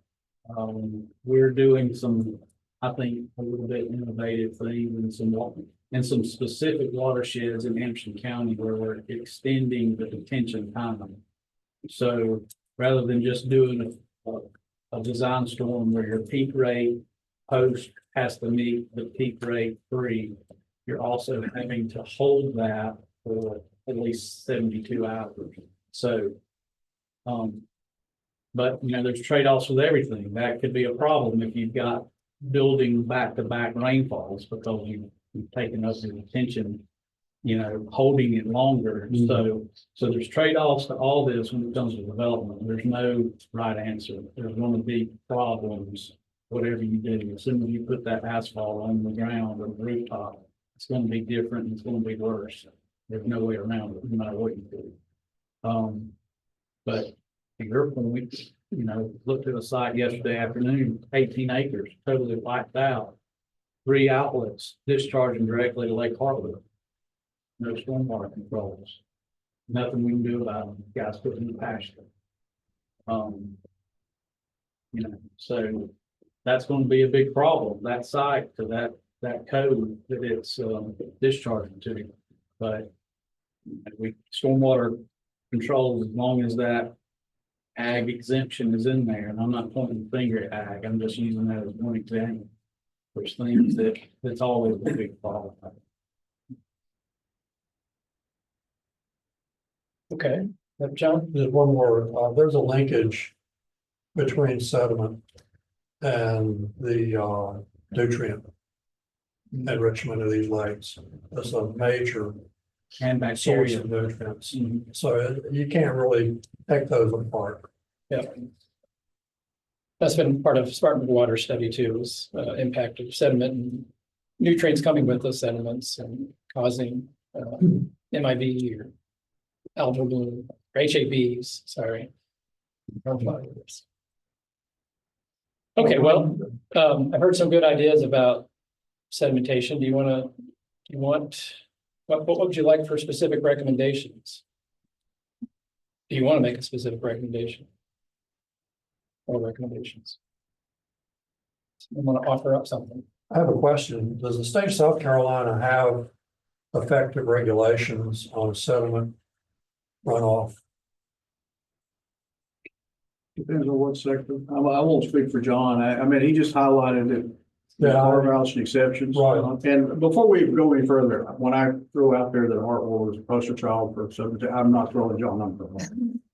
He hasn't been working at the problem long enough. Hartwell is, dates in 1963. And it was the Wild Wild West for 50 years. So it's difficult to get in front of that coming and to affect policy. I mean, he just identified one of the big ones, and the carve outs that we have on the regulation, and I think when those 4 regs, it hasn't been long. I mean, nationwide, it was the 90s, 97, but it wasn't actually implemented until 2000. Anderson County's program was 2007.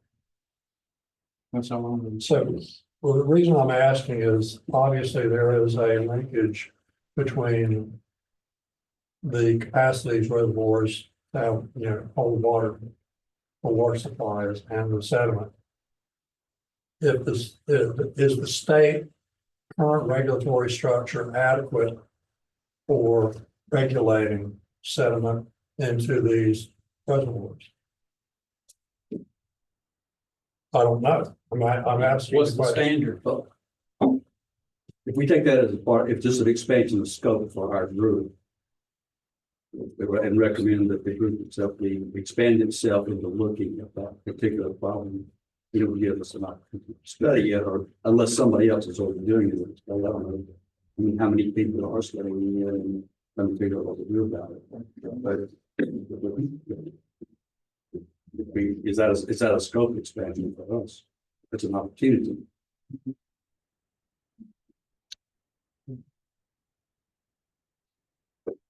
how about we do this? How about it's 12:15 almost, but lunch is here, right? Yeah, how about we break for lunch, resume at about, 12:35 for online folks. And we'll spend, probably another 40 minutes or so talking about technical recommendations, and I want to make sure, Joe can do his overview of, water law regulation. We probably won't get into discussing policy, regulatory, and legislative recommendations. I think we'll spend more time on technical, but let's do what we can today. So lunch is served, and we'll start up again at 12:35. I was talking with Scott during lunch.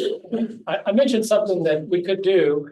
When I say we, as part of CSS modeling contract, where we were, using the model to look at water quantity availability.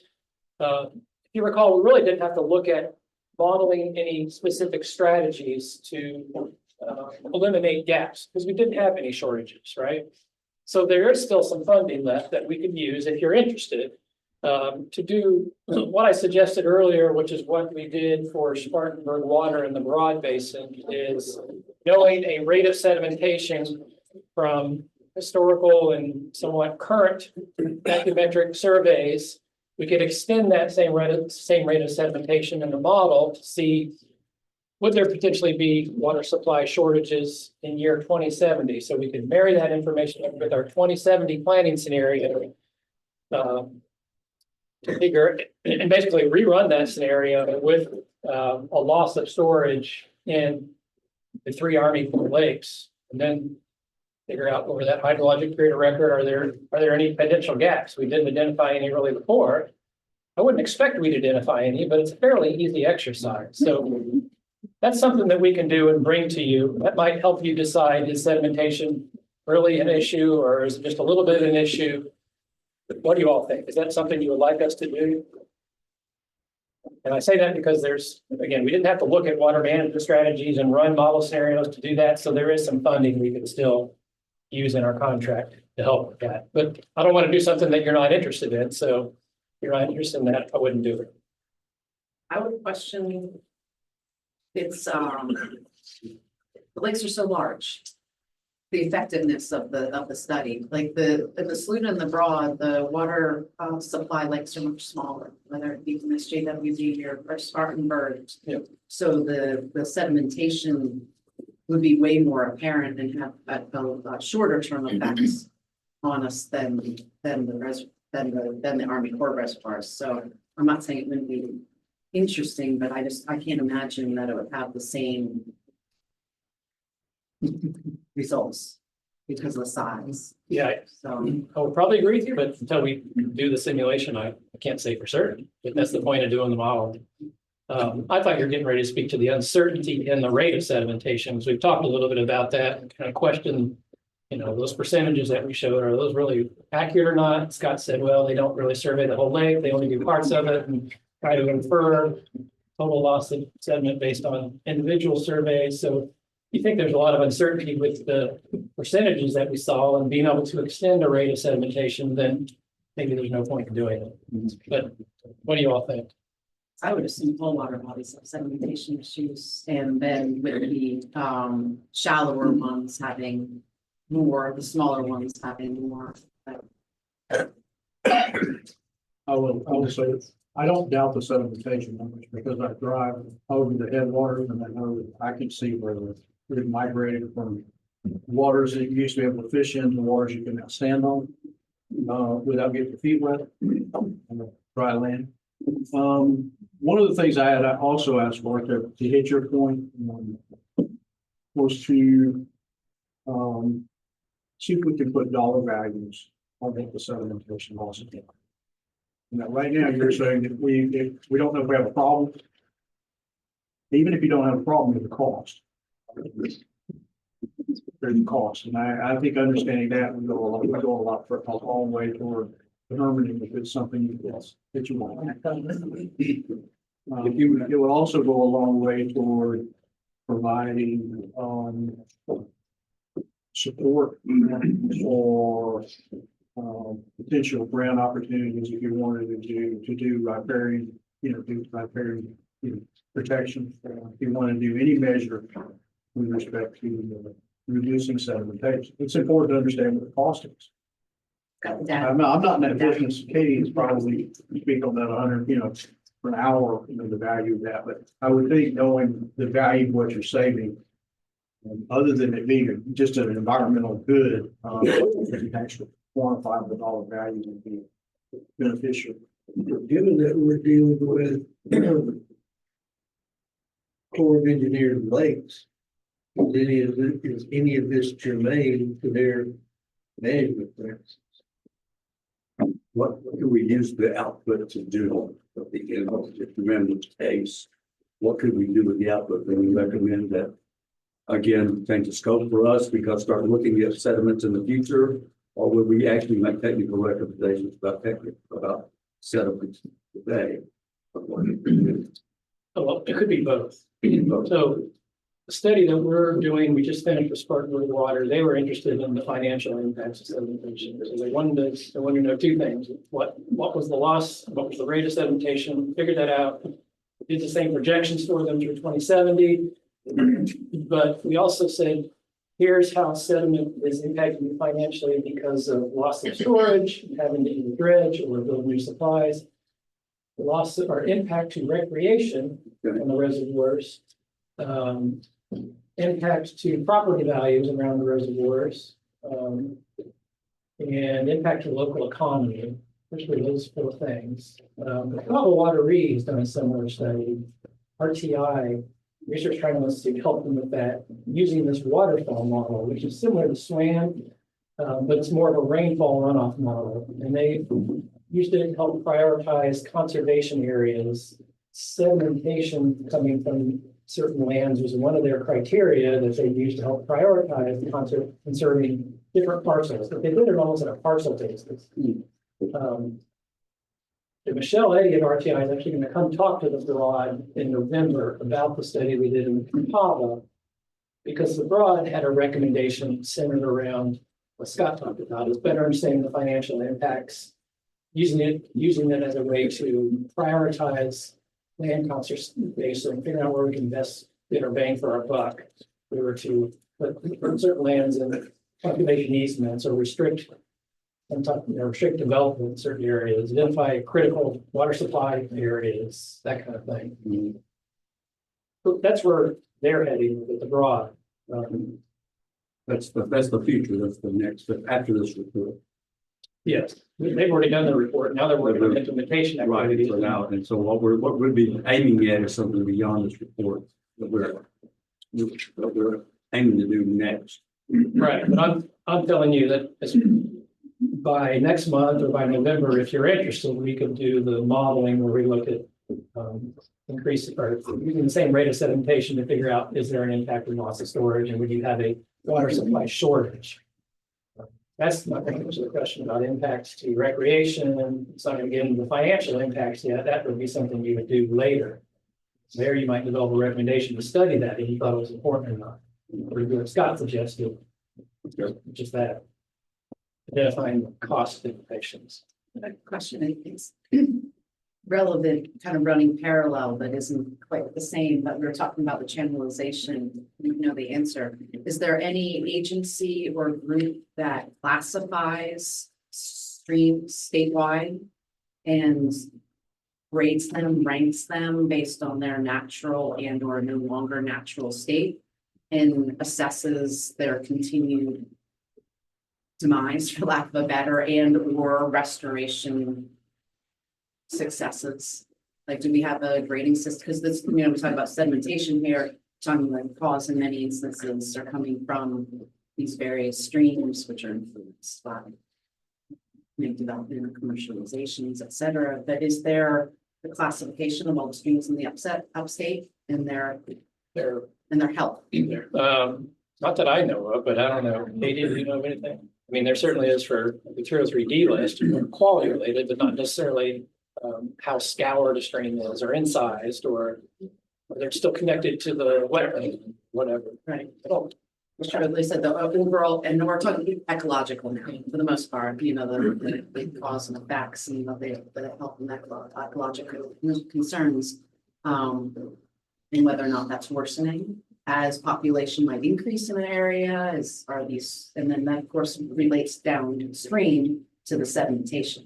That's the only reason I brought it up at the same time, because of how relation to each other. Isn't the DES 305B? What's the impairment? The 303 Well, what's the report used to be generated every 5 years? Yeah. What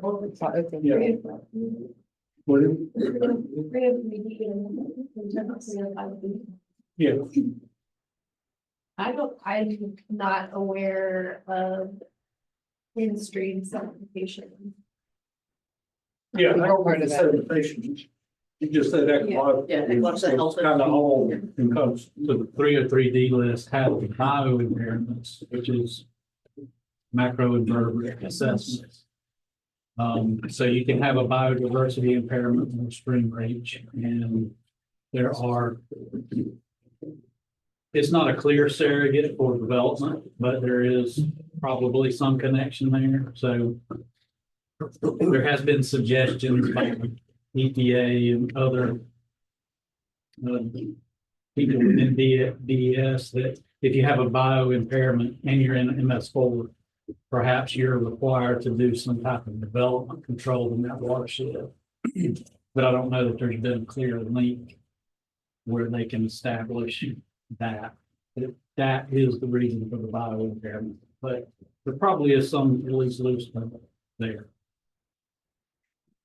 We're interested in it. I think your work would be useful in trying to figure out how we're as a group, if we're interested in sediment control, it sounds like your work with the model would be useful. Okay. To assess whether how we're interested or what we're interested in. Yeah, I would suggest it because I think it's a pretty easy way. And we have existing funding to, if 50 years from now, you're even going to come close to not having enough storage during drought periods because of sedimentation. Again, without doing the modeling, I doubt it because you've got a lot of water availability there, but it's easy enough to do. I think it would be informative. So if y'all want us to do that, happy to do it. John. Yes. So would you consider running the model in reverse to figure out what level of sedimentation would be necessary in order to significantly impact water quantity during the period of this commission? Yeah, I mean, that's almost as easy to do. Compare that to what's actually being measured. Yeah, we could basically just change our stage storage curve and lower them until we get a shortage during the drought of record. Right, yeah, Right. see what sedimentation is necessary to actually impact. Yeah, that's And when we don't really even need numbers right. to do that. Yeah. Yeah, a good suggestion. We could do that if you'd like. And just kind of put a yellow bucket next to sedimentation until we go through that. Yeah, so exercise. we could come back to sedimentation after we do that exercise. We might be able to get that done by the next meeting. I can't promise it, but it'd definitely be by November. And before we do it, I would think I'll talk to Stan Simpson and make sure that we're interpreting the information correctly that we got out of the water supply allocation study. I think even, I don't know if Amy is on. Amy's not on it. When Amy. Asking if you make the technical reports public. Okay. Yeah, the percentages actually, when we did our own calculation, percentages that we showed here and that the Army Corps had in the report were different than when we actually calculated when we took their stage storage curve and we calculated that against what we were using before. Right. So we had some questions about it. Maybe I need to follow up with them to make sure we're interpreting it right. Or okay, we'll try to do that. We'll revisit sedimentation then after we have that for you, and that'll give you a better idea of, at least for the Army Corps lakes, if it's even a concern. It still sounds like from the discussion, you probably want to craft some recommendations around land use, sediment erosion control. I should mention too, we heard from Hope in this council, right, with the Office of Resilience. There is overlap in their resilience and risk reduction plan for the whole state. Talks a lot about green infrastructure. And some of the recommendations of where we're heading here. So we might want to revisit some of those and make just a broad recommendation about. We like all the recommendations in the resilience plan with regard to sedimentation and how they help improve flooding. Same time, they help improve maintaining water storage in our reservoirs. So we'll come back to that. Okay, let's come back to land use too, because that's kind of tied to sedimentation. Is Tanya still on? No, She's not. Okay, she was the one that talked about impacts of drought on fish kills and low DO. And I don't think I want to have that conversation unless she's available. So we'll revisit that one later too. There's been a little bit of discussion about water quality and should that be part of the next phase of study? That bottom bullet was discuss and identify potential pollutants of concern to explore in the next phase of planning. I haven't heard any specific pollutants of concern, but what do you all have concerns? Is there something that you've already been thinking of that you want to target that is specific water quality constituent pollutant? That's a Bacteria bacteria and nutrients. and nutrients because of existing impairments in the upper Savannah Basin. Okay. But sediment, nutrients, and bacteria are the three pollutants that we typically are working around in our watershed-based plan implementation grants. Okay. What would you recommend the RBC do to further study that? Is there further study needed, or is there just implementation that's needed? I mean, there's not currently any in-stream nutrient requirements. It's just for lakes. So We have monitoring. I'm not, I think that should monitor. I'm not sure it's monitoring, but I mean, I would advocate for in-stream nutrient requirements and the same for sedimentation.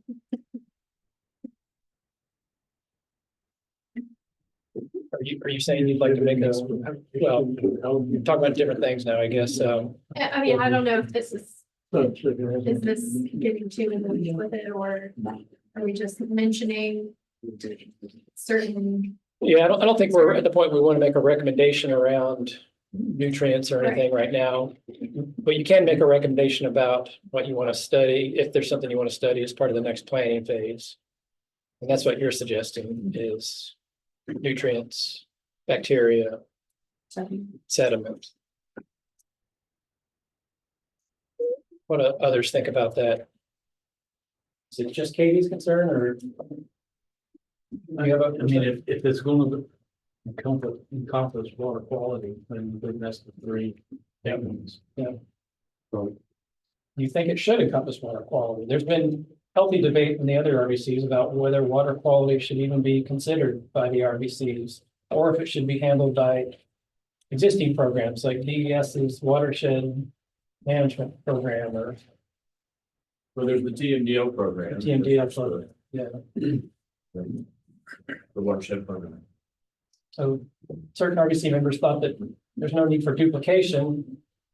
That it is already being done and can continue to be done through other programs. Yes. Is it just being studied, or are recommendations being made, and then is there a next step towards implementation? I realize there's some great programs. It's a little out of my wheelhouse. Okay. It's not in our division specifically, so there's a water quality division. And as part of that, they do the 303D modeling, which then informs the NIPD's program. So that's an ongoing process. And then there's also the watershed monitoring process that they employ volunteers across the state to go out in the salmon. I mean, again, that's not directly under my purview, but you know, I'd be glad to get some additional information. It would be, I mean, is there any integration with hydrology itself? Yeah, I mean, the current NIPD's permitting program, you know, considers 1710 in that process, so. There is a process in place for water monitoring. I'll vote yes, that it should be, because they're so interconnected, water quantity and quality. The point of this is to make recommendations, to just have the focus of this be on quantity. You kind of miss an opportunity when you're, looking at only that piece of it. So, And that's consistent with what other RBC members have said. They said there's a direct relation between quantity and quality, and they felt it was appropriate for the RBCs to consider certain aspects of quality. Have any of the other RBCs discussed minimum stream flow requirements? Sort of, yeah. So, well, like one example is in the Saluda. Saluda has a 14-mile stretch, which is hydrologically impaired because of dam operations upstream. And that's the only hydrologically impaired, like category 4C impairment in the state. So they've talked about that and have been working on recommendations around that. That's one example I can think of.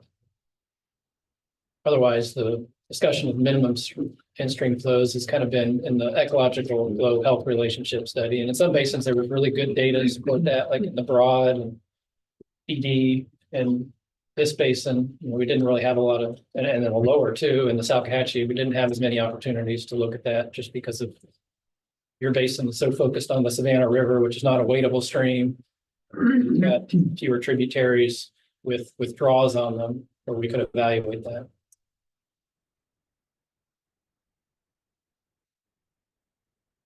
Okay.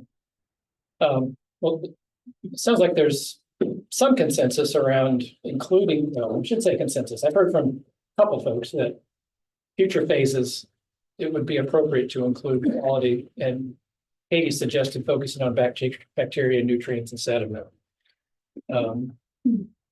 As part of the implementation plan that we'll develop, we would try to add detail to that so you kind of define what you're actually going to do. So we need to think about that a little more. So maybe we'll leave that as a recommendation, but think about, you were going to work on this for another 2 years as part of another phase. What could you do? What would be useful? That might help you decide, is this really a useful recommendation? Is that fair? Okay, so we'll revisit that one. Go to the next slide.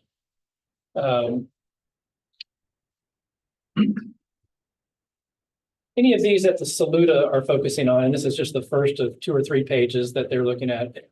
Are you interested in making recommendations similar to any of these? Any of them jump out at you as important in the Upper Savannah Basin?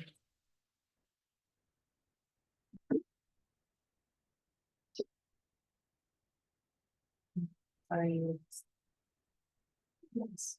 We've got several comments that were brought up historically that are right in line with. Which ones? The one that's direct growth based on where water is more abundant was one. Recommendations for where to encourage growth based on water availability. Came up in discussion historically. Yeah. Addition of stream gauges in watershed was something that came up.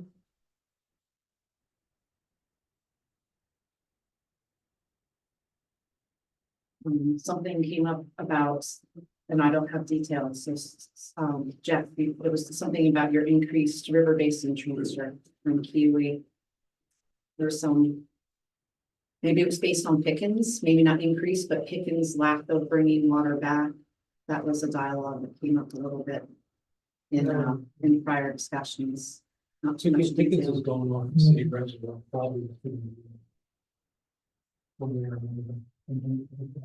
So something, yeah, it said something about, what increased river basin transfer from Pee Wee to Saluda, max capacity now it's 70, will be going to 150. That's 50 of the 150, Yeah, state Pickens. That's just, we have a permit. Or would be asking, so we're probably going, we're just expanding probably in 10 years. I think. To meet your full permit. Yes, we probably use it.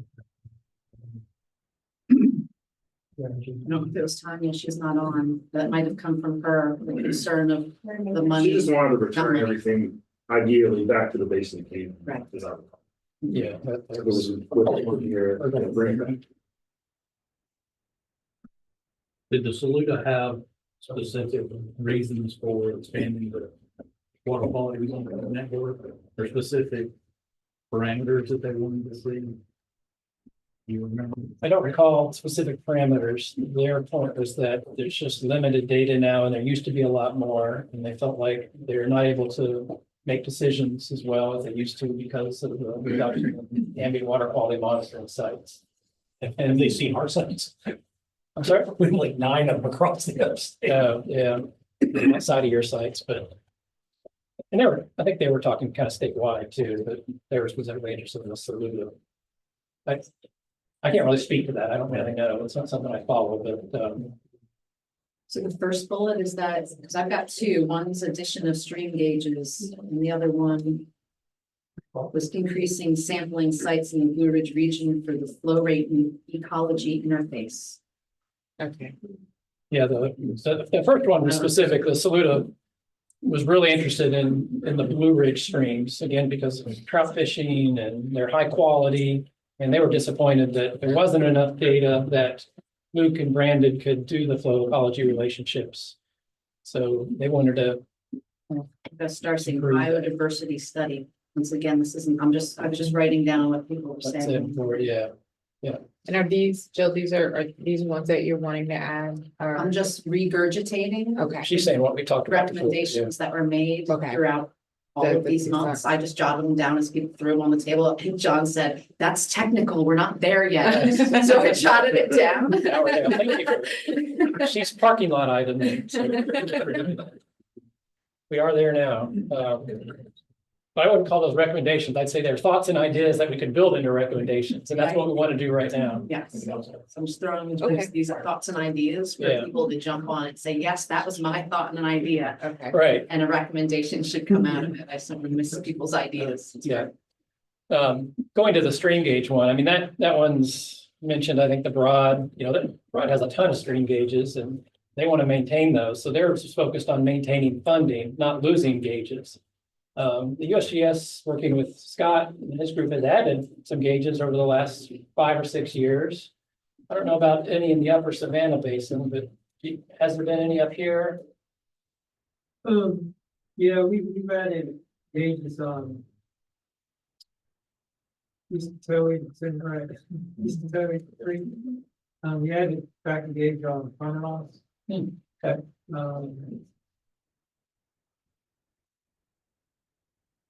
We've added temperature at a few sites. We've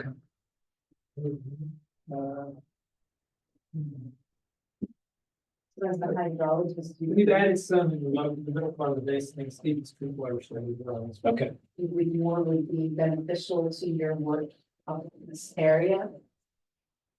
For the 3 years. I would like to see some more gauges up in the mountains. But we had one on the Chaga too, or sorry, we have one on the Chaga. So, I mean, I'd like to see some more gauges in the upper. In the mountains or upper part of the state.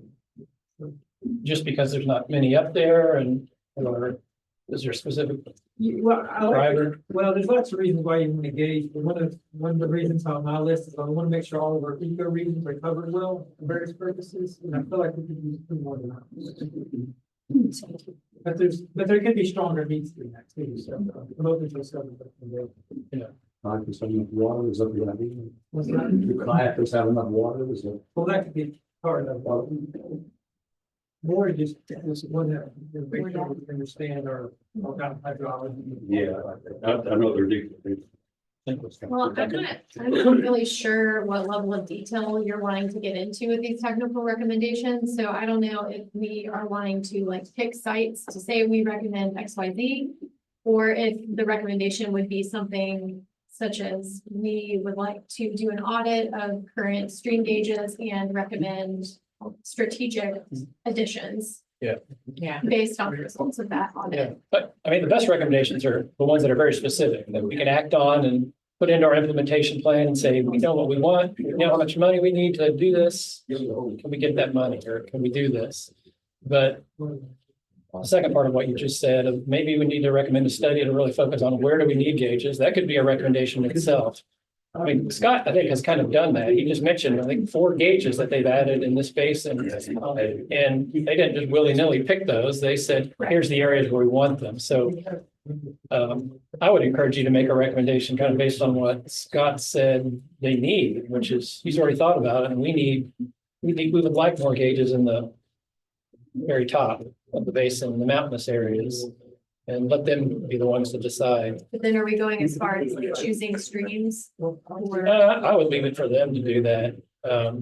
Most of those streams that he's talking about don't have, or all probably don't have water withdrawals on, so they're not in our model. So we can't use a model to help identify that. And I can't really point to a data gap in our model because of the lack of gauge in that area. So it's more what the hydrology section thinks they need. They're the experts. So again, I'd recommend you I was gonna say, finish that thought to not just perform the audit and study, but and then based on findings, actual recommendations of implementation of more stream gauges. I just would hate to think that the powers that be might not continue on with the or might choose not to continue on regardless. So we don't recommend that we put in more stream gauges based on that audit, the audit, the study, not just stay.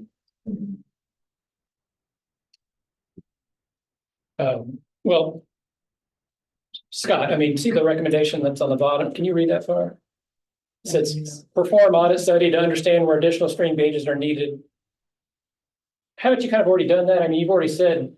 We have done that, I've had various workshops over the past. Since 2015 flood, really, we met with stakeholders and state federal agencies to discuss monitoring needs and. We fulfilled a lot of those recommendations, that's the, but then. Things change, like new floods happen, so there's new concerns or new places for the recommended, and so that list of recommendations kind of evolves over time. But yeah, we've done some of that work. Now, we need to revisit it, maybe. Okay, maybe. I say we need to. We have already done a lot of work. So revisit this audit, revisit the study. like we say, incorporate recommendations from state Good hydrologists. Yeah, maybe that. Part was down. Yeah, one thing I'm struggling with is if we're making a recommendation, somehow we need to tie it to an effect in the upper Savannah. I mean, just to sit there and say, we want to do an audit, they're gonna go, well, what for? Yeah. And you're gonna say, I don't know, we don't have a problem with it. Right. You know, we got plenty of water here. And I'm just, I think we need to flesh that out a little bit more as far as just making. Right, you're saying what gap do we need to fill by Correct. putting in a new gauge? Why should we spend money to fill it? Yeah, so. To identify potentially sensitive streams that would be negatively impacted by development in the future. It's not just the quantity of water, we might have plenty, but the stream might not be healthy, it might be moving more water that will gauging that flashiness as more development comes in. It might, that's not applicable to the headwaters per se. Yeah, But depending on where the gauge is, you'll be able to see the immediate effects of population increase in a particular area and developmental change that you wouldn't see if you didn't have a change. Do all these sites have rain gauges? Do they have rain gauges? Most of them probably don't, but there may be a few that do. I don't know that we're funding any rate gauges in the upper part of the basin. But that doesn't mean somebody else isn't funding with the rate at one of those sites. There may be a few, but I'd say most of I mean, to make that connection you're talking about, you can't just show the stream levels fluctuating. You've got to tie it to rain events. Is the fluctuation increasing in the same amount of rain? Or what's the relationship? You got to establish that. And so possibly adding rain gauge information that we may not have as robust as needed to be the recommendation. Well, that kind of ties into the meso network that Elliot and Hope would like to see in every county in the state. If you have a rain gauge in every county that's part of that meso network, which is a very high quality, reliable site that's maintained and trustworthy data, you could tie it to that. I was hearing two different things actually from Scott. Scott said they just like to learn more about that ecoregion. He was not really tying it to development. But Katie, you're tying a gauge to understanding impacts as land gets developed. Sure, kind of seem to be different things. I mean, they can both support putting a gauge and having more information. Struggling with this. Where Scott wants to talk about the gauges, most of that property is protected. That's what I was It's either thinking. the Forest Service or in conservation easements from Duke to DNR. That's why I'm struggling, I'm kind of honing in on what you're hearing. I was like one thing, Yeah, and Scott wants it for a different. yeah. And then we got rain gauges that we can't communicate, because, okay, this is a Clemson rain gauge, this is USDA rain gauge, and Hope's got this one, and we can't together. So somewhere along this process, somebody needs to be able, everybody start working together. Well, maybe that's the recommendation, is to network all these independent gauges into one repository, or whatever the heck you want to call it, as opposed to just having willy-nilly monitoring it. So you got a bank of data that's measurable and effective. So for stream gauges, that's already done. I mean, USGS maintains those pretty much. Some counties have their own gauges that don't participate in that, but now you're talking about rain, precipitation, which I defer to Elliot on that. We'll visit that recommendation that other RBCs have made about the meso network in a minute. But let's see, what do we have right now for stream gauge? We have recent stream audit study, better understand impacts of development. Yeah, It's necessarily limited to impacts of development. I understand what you're saying, but our world is changing. I didn't Right. say. No, that. No, I know you did. Yeah. That's what I'm saying. Well, that's where We just need to I provide don't think we need justification to for the narrow it. request, is what I'm saying. Because Whatever that is. to me, with climate change, et cetera, our headwaters are subject to change significantly as well, either with less rainfall or more rainfall or Okay. isolated rainfall and all of those types of things that obviously will impact Okay. the stream itself. And then in I would- some areas, development could be impacting it, and I think it's impacts of.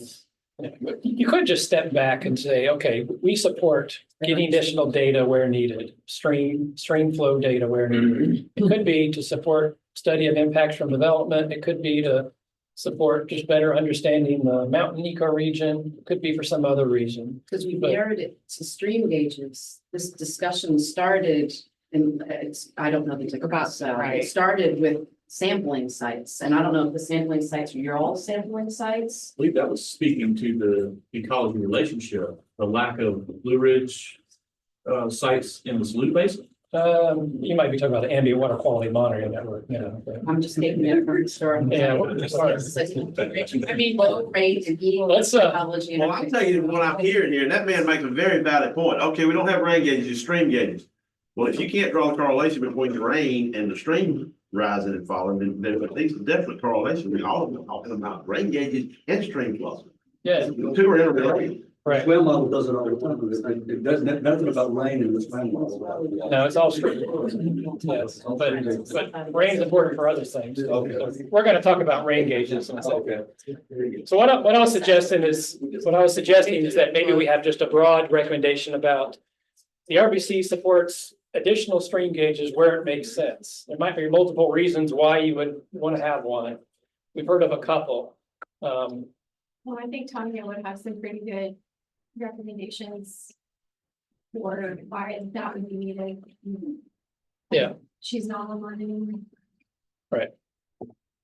So I guess what I'm saying, let's keep it general for now. We'll move on. If we have some specific recommendations we want to add as bullet point under, as examples, we can do that. Like to understand impacts of development or to capture and understand the flow regime in the mountainous ecoregion.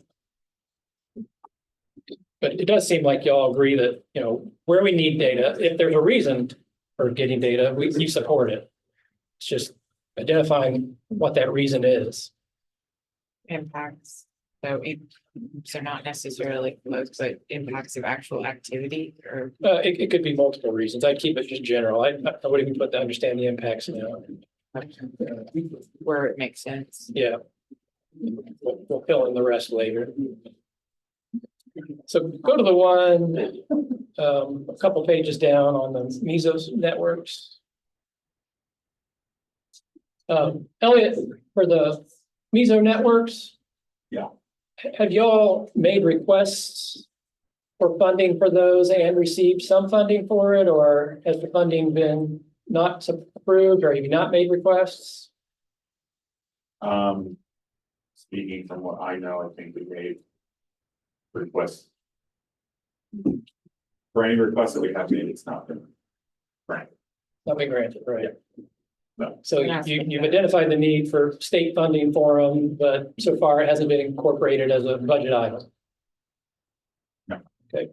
No, as in, yes, you're correct. Right. Right. And from the climate office perspective, you know, when Hope was here 8 months ago or so, she talked about it and said how South Carolina is one of only a few states, like 12 or less, that don't have this meso network. And she was encouraging the RBC to make a recommendation for it.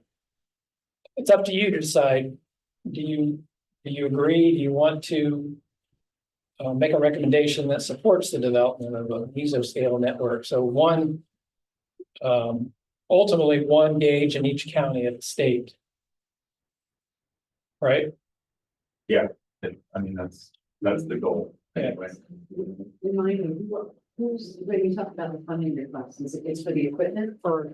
It's for, This one. so, yeah, it's for the station itself. It's So third bullet. one station, 46 counties, then it's also the equipment, it's people, because you have to have technicians that run it, so it's the setup costs.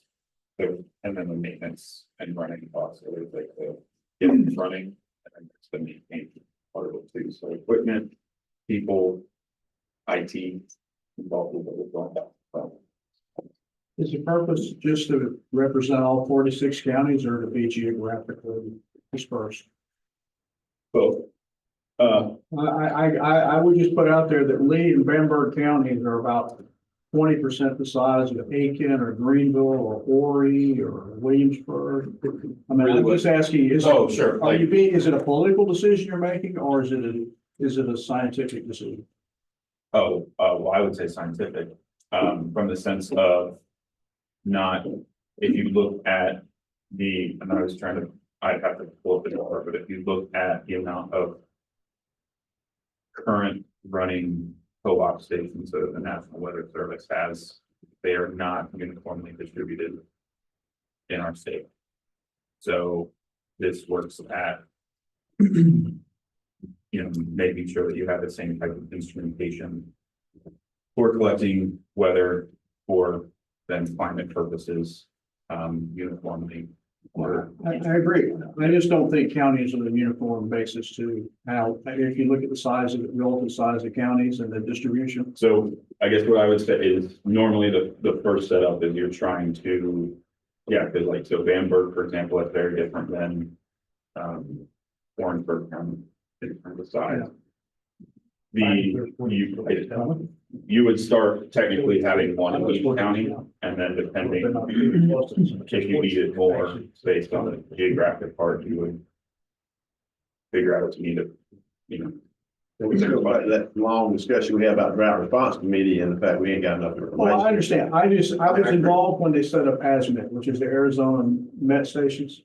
And they literally went down and did a survey and they put them at geographic locations that they provided a grid that allowed you to put that together rather than say, we're going to put one in Glendale and one in Peoria, which happen to be 1 mile apart, and we're going to skip all the way to Tucson, Well, and not to get too much in the weed, but it also has to be siting criteria. Like you have to have an area that you can get accurate representation. No, And so, I'm just asking you, it sounds like we're doing it based on politics as opposed to based on science. With 46 being the magic number. what I will say is that is a hope question that she can answer better than I can. No, I understand. I'm just, Yeah. an observation, county size in South Carolina varying widely. Outside of Scott's point about county size and whether it should be geographically or politically based or whatever, do you all think that should be a recommendation? Bullet 3 on this slide. That's what. You support it? Are we gonna get a chance to, edit that later down the road? Sure. Yep. How might you want to edit it? Like add some more specificity to it, or is there a particular way you might want to edit it, or? I think it'd be good in conjunction with that, establish this is to do some sort of an audit of what we already have that's not part of the state government or something like that, airports, extensions, various places, experimental farms. There's some really good established stations already that a lot of people probably don't even know about. Yeah, but so, Elliot, I mean, it's part of the thought of the meso network to kind of standardize it and be able to rely just on one standard network of systems and not on multiple disparate systems that some collect a little bit of data, but not humidity and not moisture, soil moisture, or. That, okay. I don't want to start a big discussion about it. No, but I mean, ultimately, Yellow between bucket. those 46 stations, you're getting the same amount of data and the components with.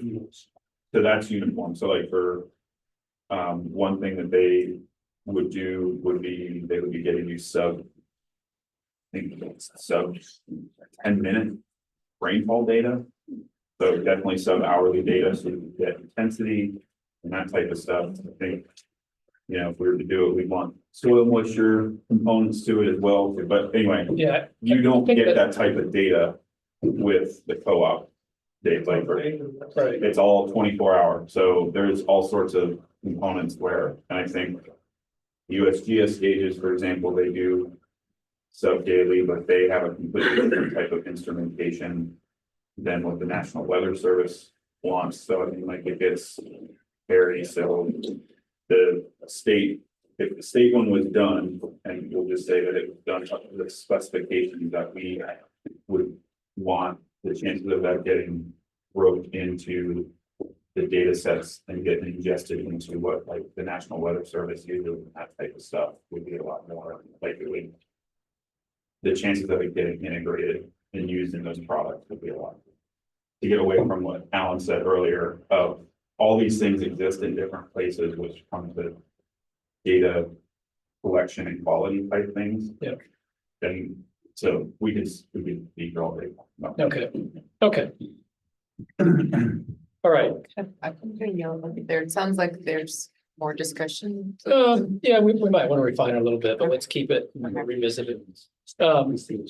So a decision point, we had put on the agenda for Joe to do an overview of surface water law and regulation, and also just a quick update on the new agency. He's prepared to do that. We were going to do that before we start as a precursor to then talking about policy, regulatory, and legislative recommendations. We're still working through technical recommendations. I think we probably still have a couple hours focused on technical recommendations. if you want to continue on technical recommendations and assuming Joe is available at our next meeting, ask him to do his presentation then, or do you want to hear from Joe now? And I'm just making the assumption that Joe would be available at the next meeting. And I don't know that he We can is. get somebody available. Somebody could be available, Hannah or Joe. or- Hannah's gonna help me out today anyways. Okay. If you're okay either way, leaving it up to RBC, what does the RBC want to do? Keep working on technical and push the policy, legislative, regulatory back, or do you want to hear from Joe and Hannah? Joe. Joe? You guys want All to- right. Before we need to dive off. Yep. Our recommendations. I think it would be prudent for you to, or for us to try to recall if there were any limitations that were lifted because we were going to do a Pickens County water and quality plant system.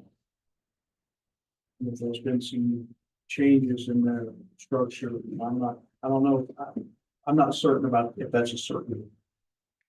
Like, the 6 mile plant, if Pickens pulled out. Pickens pulled out there, so that plan would probably be non-fall within a year. So I just think you just revisit, if you don't mind, take a look and see if we erased a restriction, due to a plan at 6 mile that would replace like east and something. I was thinking if you had. Well, I think the other one, big city of Pickens had a restriction. Pickens will be taken care of. They're gonna get water somewhere. Yeah. I was thinking there was one at Easley Central, and we were assuming that plant when all would go down. And I'm not, if they don't go forward in the 6 mile plant, I don't know what they, I don't know what. Well. You? Yes, no. So their skip grant for pipeline work ties all those systems together to our connection at Pickens. For the city of Pickens connection is off our settings. So theoretically, they could receive water from Lake Erie through our access. All the way down to Easley Central. All the way down to the center. Okay. And that was the requirement that was put on them by bonding was. They That have an alternative source. they have an alternative source that connects all their systems together. I was just thinking that. Now that Changes in there, Now, that being said, they got $10 million, and I think that project somewhere around 25 million for that pipeline. stretch the steel out. Make it thinner. Not- Thin wall, you've heard of thin wall. No, I'm not gonna comment on that because No, I would, if we dismiss the shortage in that area. Based on that plant, we probably would either need to, get some verbiage from Greenville that talks about how that's still not an issue, or well, it needs to be kept in there as a concern. no matter what happens at Easley Central plants, probably gonna go away. Maybe 5 years, it may be 10. Well, the difference is probably is what I'm saying. If you know, if it's a known fact. Well, they're either gonna build a plant or they're gonna get water from us. That's their only option. That's from my understanding. I think we identified that was one of the very few shortages. We did the model. Pickens withdrawal. You just need to Note that. you need to note the reason that it's not a constraint. Right. If what you're saying is going to happen, and you've got legal, and it's and everything's been signed and. No, so shall it be. it's getting legal now, so. Okay, but if not, don't, then we don't have. So the city of Pickens has an interim agreement to withdraw water. So the city of Pickens is going away. Yeah. Within 120 days. That plan. Now, whether or not they're forced to join the group. That's to be seen, but in that case, they're still gonna be under us until Pickens is done. That's not a Well, deal. Pickens is one and the other is and that's all I was. That one I can't comment on too much because there are still part of it. And that's. Okay, well, You understand what I'm saying? Yeah, I It's just a confusion. yeah, when we write up chapter 5, which Amy's already done a draft of it, we'll make sure we have adequate explanation of that. We can refine it as needed. All right, without further ado, I turn over to Joe and Hannah, and they're gonna do two things, update on DES and then give a surface water law refresher. All right, good afternoon, Joe Kuhn, Director of Water Resources, and Hannah Hartley here with me. She's part of our team focused on surface water permitting. And so we were just talking before we got up and realized that it was exactly a year ago that I provided an overview on the surface water law. So it's a good time for a refresher. But Hannah's going to provide that refresher today, and I'm just going to kind of give some brief updates on DES. So some information on DES here. We launched on July 1st of 24. After 50 years, DHEC went away, and DES was formed along with the Department of Health, DPH. And so in that process, we gained some programs formerly with DNR. So we gained Scott Harder's hydrology group, and we also gained some aquatic nuisance folks here in the Bureau of Water of the newly formed DES. So organizationally, we kind of reorganized some divisions, created a new division for aquatic sciences, and my division kind of lost a group, gained a group, and retitled themselves as water resources. And so we have the hydrology group, the water quantity group, and private well group. And so those groups will continue to function really as they did prior to the transition. Scott Harder will continue to manage that hydrology group, and Leanne Monroe will continue to manage the water quantity group. So that's kind of the responsibilities of each group. They'll more or less remain the same. And so some additional changes, our email addresses have changed. They're structured a bit differently than they were prior. Got a new website. That's the link to Scott's hydrology group there. We'll manage the river basin planning and the state water plan under DES now. And then we'll try to maintain consistency as best we can and continue this process uninterrupted. We are gearing up to kick off the Santee Basin here in October. We're going to have our kickoff meetings and then get that process started probably December, January timeframe. And yeah, everything else kind of remains the same. So I'm glad to answer any questions about that, if there are any. All right, with that, I'll let Hannah give an overview of the surface water law. Great. All right. Everybody, so like Joe said, a year ago, we were here talking about the surface water law. I'm just going to run it through pretty quickly, hit the highlights. But the act was passed in 2011. We had the regulations a year later in 2012. And specifically, the purpose of the regulation is to establish a system and rules for permitting and registering the withdrawal and use of surface water in South Carolina. This means that any user who is withdrawing more than 3 million gallons per month has to get a permit or registration and report their water use to us annually. We have 3 different types of surface water withdrawers, not including hydro stations, because they just report use to us. They don't have permit. We don't tell them how much water they can take out. We have existing withdrawers who are permitted, new withdrawers who are permitted, and agricultural registrations. There are different standards to each applied. We'll get through that. So there are 2 numerical calculations when we are determining permit or registration limits for a new application. First, we have the safe yield, which is the amount of water available to be permitted at the point of withdrawal. So it's calculated as 80% of the mean annual daily flow at the point of withdrawal. It's adjusted for upstream and downstream withdrawals, the maximum permitted or registered volume they have, their paper water, not their actual use. And this applies to new permits, new registrations. If a new registration applies for a certain amount of water, and we do the calculation to determine if it's within the safe yield, the agricultural registration is granted. That's what we do for agricultural registrations. When it comes to new permits, we also have minimum in-stream flows that apply. So this is the amount of water to remain in stream, below which new permitted users have to curtail their use. So that's 20%, 30% for 40%, depending on the month. It's 40% in January, February, March, April, 30% in May, June, and December, and 20% in everything in between, July through November. Yes, when the stream flow is below those, and it's for the point of withdrawal at each site, those users must curtail their withdrawals and begin contingency operations, which they also have to build into their permit. Again, this only applies to new permits. So 94% of our permits are existing withdrawal permits. They are not subject to minimum midstream flows.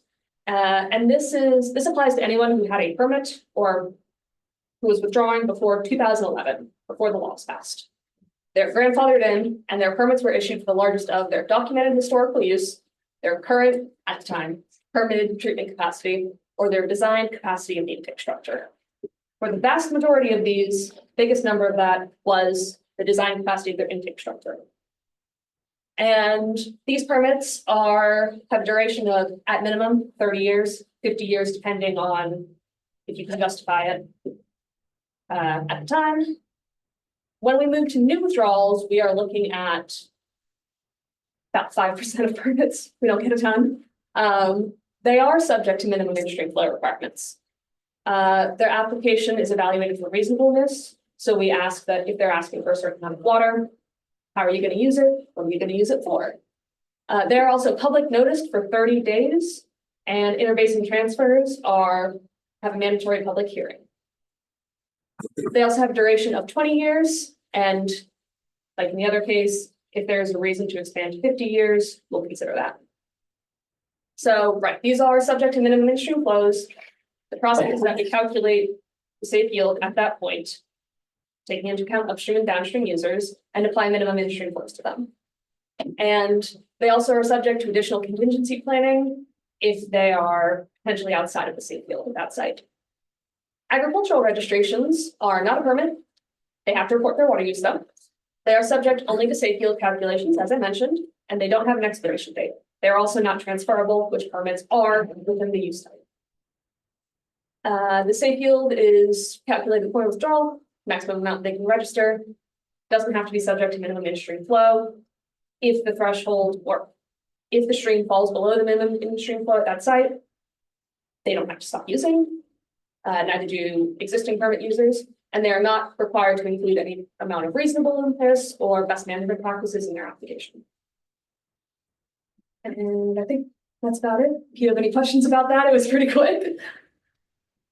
How are the public hearings conducted? So for interbasin transfers, they are automatically presumably to notice them for 30 days and then hold them, and then presumably a comment period afterwards. For new permit applications, we have a public notice period of 30 days that we have an application in-house. And if 20 citizens within the affected area comment in asking for a public hearing, we then hold a public hearing.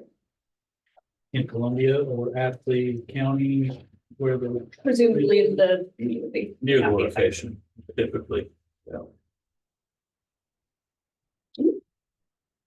I know you can't comment specifically, but there's a lawsuit challenging the safe yield definition. Can you speak to any of that? I mean, may factor into the state. DES has responded to the lawsuit. We can't really comment in particular on that, given that it's pending litigation. Do you foresee it holding up development of state water? No.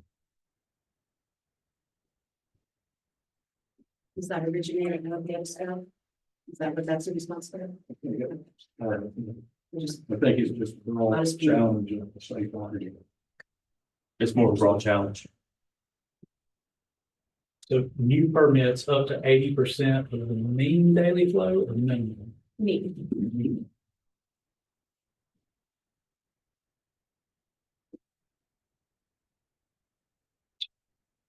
Any other questions for Hannah or Joe? Well, as we move through policy and program or policy recommendations of activities next, happy to answer any questions that come up regarding this.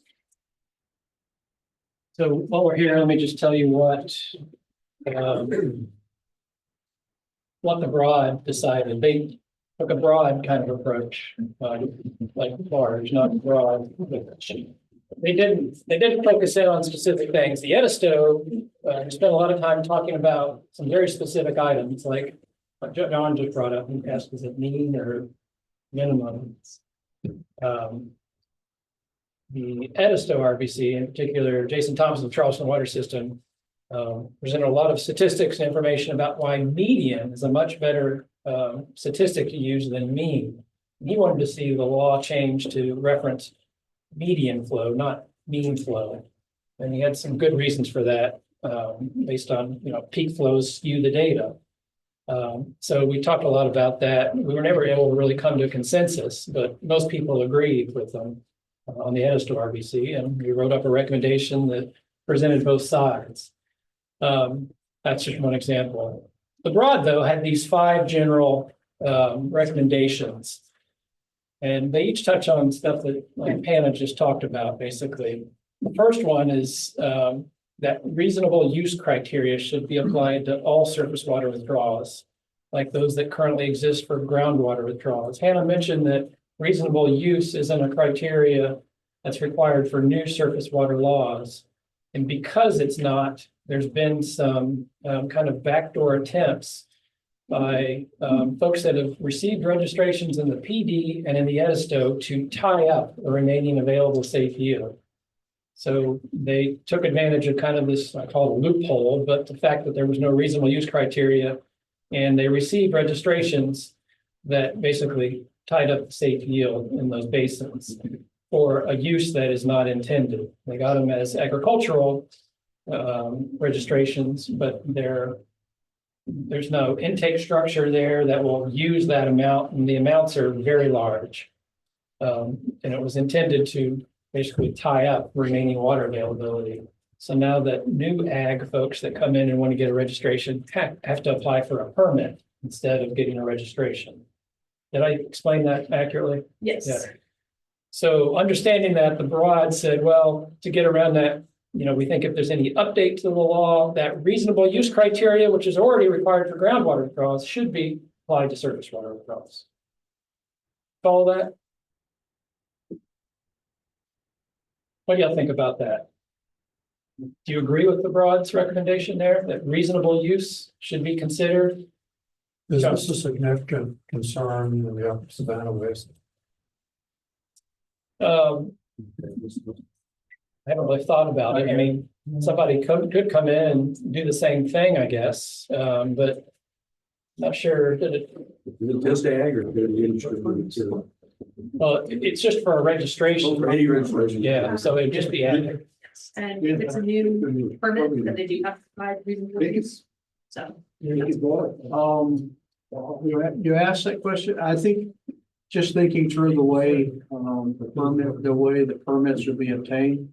On the upper, I don't know if it would or not, because I think the deferral is to the reservoir owners to determine capacity. And the court's not gonna let anybody just claim capacity. So, as long as the reservoir operator said his capacity, then the permits get issued. That's pretty much my understanding of it. So the reservoirs that kind of provide do not play that game in the upper Savannah as, if you will. Just curious. No, but now, like on a tributary to the reservoir. Yeah. Say there's an upstream withdrawal and somebody gets a registration that uses up the remaining safe yield of that Right. tributary, then if another ag user wants to come in and get a registration, they couldn't. They'd have to apply for a permit. And then they'd be subject to minimum in-stream flow and contingency plan $7,500. and more expense. Yeah. But it's transferable. Is it sellable? Yeah. Do they sell a portion of their withdrawal capacity? It transfers with the property, but. I understand that, but I'm just saying. My understanding has, those are not fungible items that can be separated. Like Texas groundwater can be sold. No, the permit could be transferred, but you couldn't broker the water You can't broker. under your permit. That's not so. And Yeah, it goes with the business. If the property is sold and Somebody bought by would someone think else, of you it. have to With a re-register. permit, not re-registration. So again, what do you think about one? Do you think that makes sense? Is that a recommendation you want to put forward? Even though it may not apply as much in this basin, but it would on a tributary. I mean, anything other than the main stem of Savannah and the reservoirs. This is what we need to do. This is us talking about Yeah, this is for getting new. We're getting new. You're going for a new registration.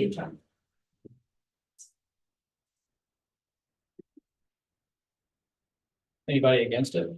Consensus for all surface water withdrawals? Is that it? Reasonable use criteria to be applied to all surface water withdrawals. Include the grandfather one? Oh, no, I think the intent was, you're trying to get a permit, so, No, yeah, it's not. There's another one that's, we'll get to that about existing grandfather uses. But, this one I think is intended for. okay, well, this is all. So I'm just. I think it means all new permits. It is why I asked the question. Yeah. Because it wasn't clear. I'll go check the broad language, but I kind of condensed some of these to shorten the That's fine. language when I put them up here. Yeah. I understand. Okay. We'll think about that more, but it sounds like there's consensus kind of behind, yeah, we think reasonable use criteria should apply. I mean, that eliminates that loophole, that back door, basically. The second one is getting at the grandfathered issue.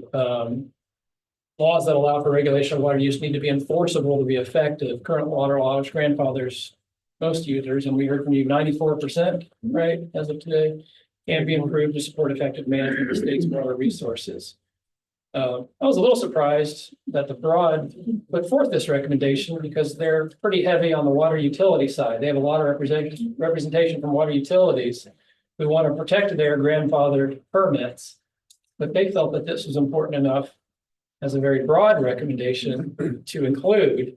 Now, they didn't really say how to fix it. They just said that, regulation needs to be enforceable to be effective.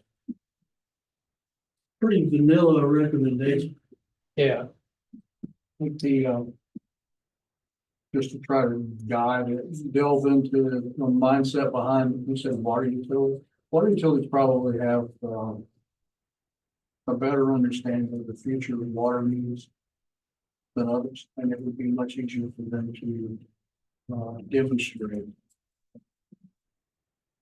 some sort of beneficial future use. And that would, for other organizations that may have intakes and may have uses that do not use and cannot demonstrate the future need, include that water use, including water utility.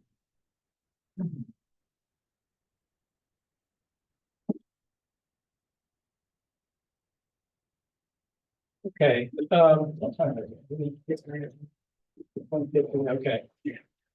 We'll come back to the other three later, but again, those were the ones that the broad came. That was all. Yeah, that was all of them, I believe. Your homework, I guess, for next time is to think about what you just heard from Joe and Hannah regarding the current water law regulation. Consider what the broad came up with, and then decide: do you like these? Do you think any of these should be different? Do you not like these? Do you have your own recommendation for policy, legislation, or law? We didn't spend a whole lot of time in the broad talking about these. They came to consensus pretty quick. In the Edisto, we spent 3 or 4 meetings talking about this and getting into some of the fine details. And there was a good, healthy debate. So, but I guess my request to you is be prepared to talk about this at the next meeting and what you want to kind of position for, what you'd like to see, what you don't like. If you need more information on water law and regulation, I circulated a white paper that Heather wrote, which I think is very good. That's one reason we circulated it. But feel free to reach out to Joe or Hannah if you have specific questions. That white paper is a nice summary. Yeah. If we could say one thing in response to Scott asking about the reasonableness criteria for all. For existing permits, you already have to present some rationale for why you were getting the amount of water. So like it's based on design. Right, so that's a rationale though, like it's a reason, and there were, some disagreements in some places over what they were, but so I think it already applies, like y'all have already put up your, what made it reasonable-ish. So, I'm not going to disagree. I would just say there are folks that do this. And that's why I was asking. okay, And it's my understanding that the large majority of those based it off the size of the intake pipe, not necessarily designed as a process. right. There are also a substantial number of industrial intakes that are in place that may have received a permit that may no longer be using. And that's why the reasonableness, that's why a water utility might be interested in supporting something that says there's a reasonable center. Because if you stop using your intake, it should free up the water. And the water utility may be interested in acquiring that future water. That's, seems like a whole other question. Yeah, there was some discussion in other RBCs about the length of the permit and what's reasonable, whether it's 30 years or 50 years is reasonable, or it should be shorter, or there should be decadal reviews. So there's been some discussion about that. Just for your information. Okay. For October 9th, we've already got either Jennifer or somebody lined up to give you just a short presentation of the seed grant program and answer questions about it. That'll help us decide, do we want to craft a recommendation around that? We're going to continue working on technical recommendations and hopefully jump into policy, legislative, or regulatory, which is why I want you to think about those some more based on what you've just heard. By the next meeting, I hope to send you some chapters to start reviewing. I'm going to be off the next 2 weeks, but we've got people continuing to work on these. But my goal is to try to get those to you or some of those chapters before the next meeting. We probably won't have time to start working on our implementation plan because one item we're going to add to this is we may go do the sedimentation analysis that we talked about. I'm trying to present that to you in October. If we don't get it done by October, we'll present it in November. Anything else to talk about that I want to? No, I'd also just say, if you guys have any other questions, I know that, we've had, couple conversations about Georgia's state water planning process.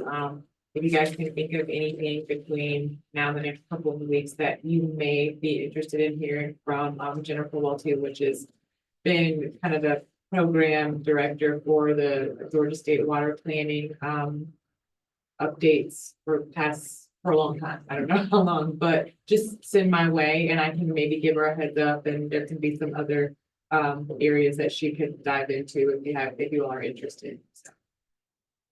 The other thing is I keep meaning to kind of schedule the first Inter-River Basin Council meeting. There's 4 or 5 of you that volunteered to be on that and meet with the Lower Savannah, Salkehatchie. We're at a good time now to do that because they're interested in the recommendations that you're coming up with, and if there's any synergies and if they agree with the recommendations. So I think there's a good discussion around your draft recommendations. So we'll probably try to schedule something in October or November, early November, for those folks that agreed to serve on that IRC. The Lower Savannah is going to start catching up to you all because the decision was made to not do groundwater modeling in the PD or the Lower Savannah, Salkehatchie, or the Santee as part of this initial planning process. There's been just some delays in getting the model up and running, and DES decided it's probably better just to move forward without the modeling. So the Lower Savannah, Salkehatchie is not going to fall, that far behind you guys. We're going to try to pick up the pace a little bit. We're still going to talk about groundwater, so it's going to take more time, but I just mentioned that and just so you know where big picture they are and where they'll be going. You'll still finish probably 6 months ahead of them at least. But. Any other questions? Jill, do you have anything else? Thank you for your time. Some great ideas. I look forward to diving back into all this technical and continuing the thought process. Yep. So appreciate everybody participating today. Got some good ideas. And John. I have just a few seconds of shameless commerce if you're willing to listen to it. I have a 10-inch duckbill backflow restrictor. If anybody knows of someone who would like to buy it, let me know. I've got it for sale. Duckbill backflow restriction. Yeah, okay. Very specific. All right, thank you, everyone. Thank you for meeting. Thank you for calling. Actually.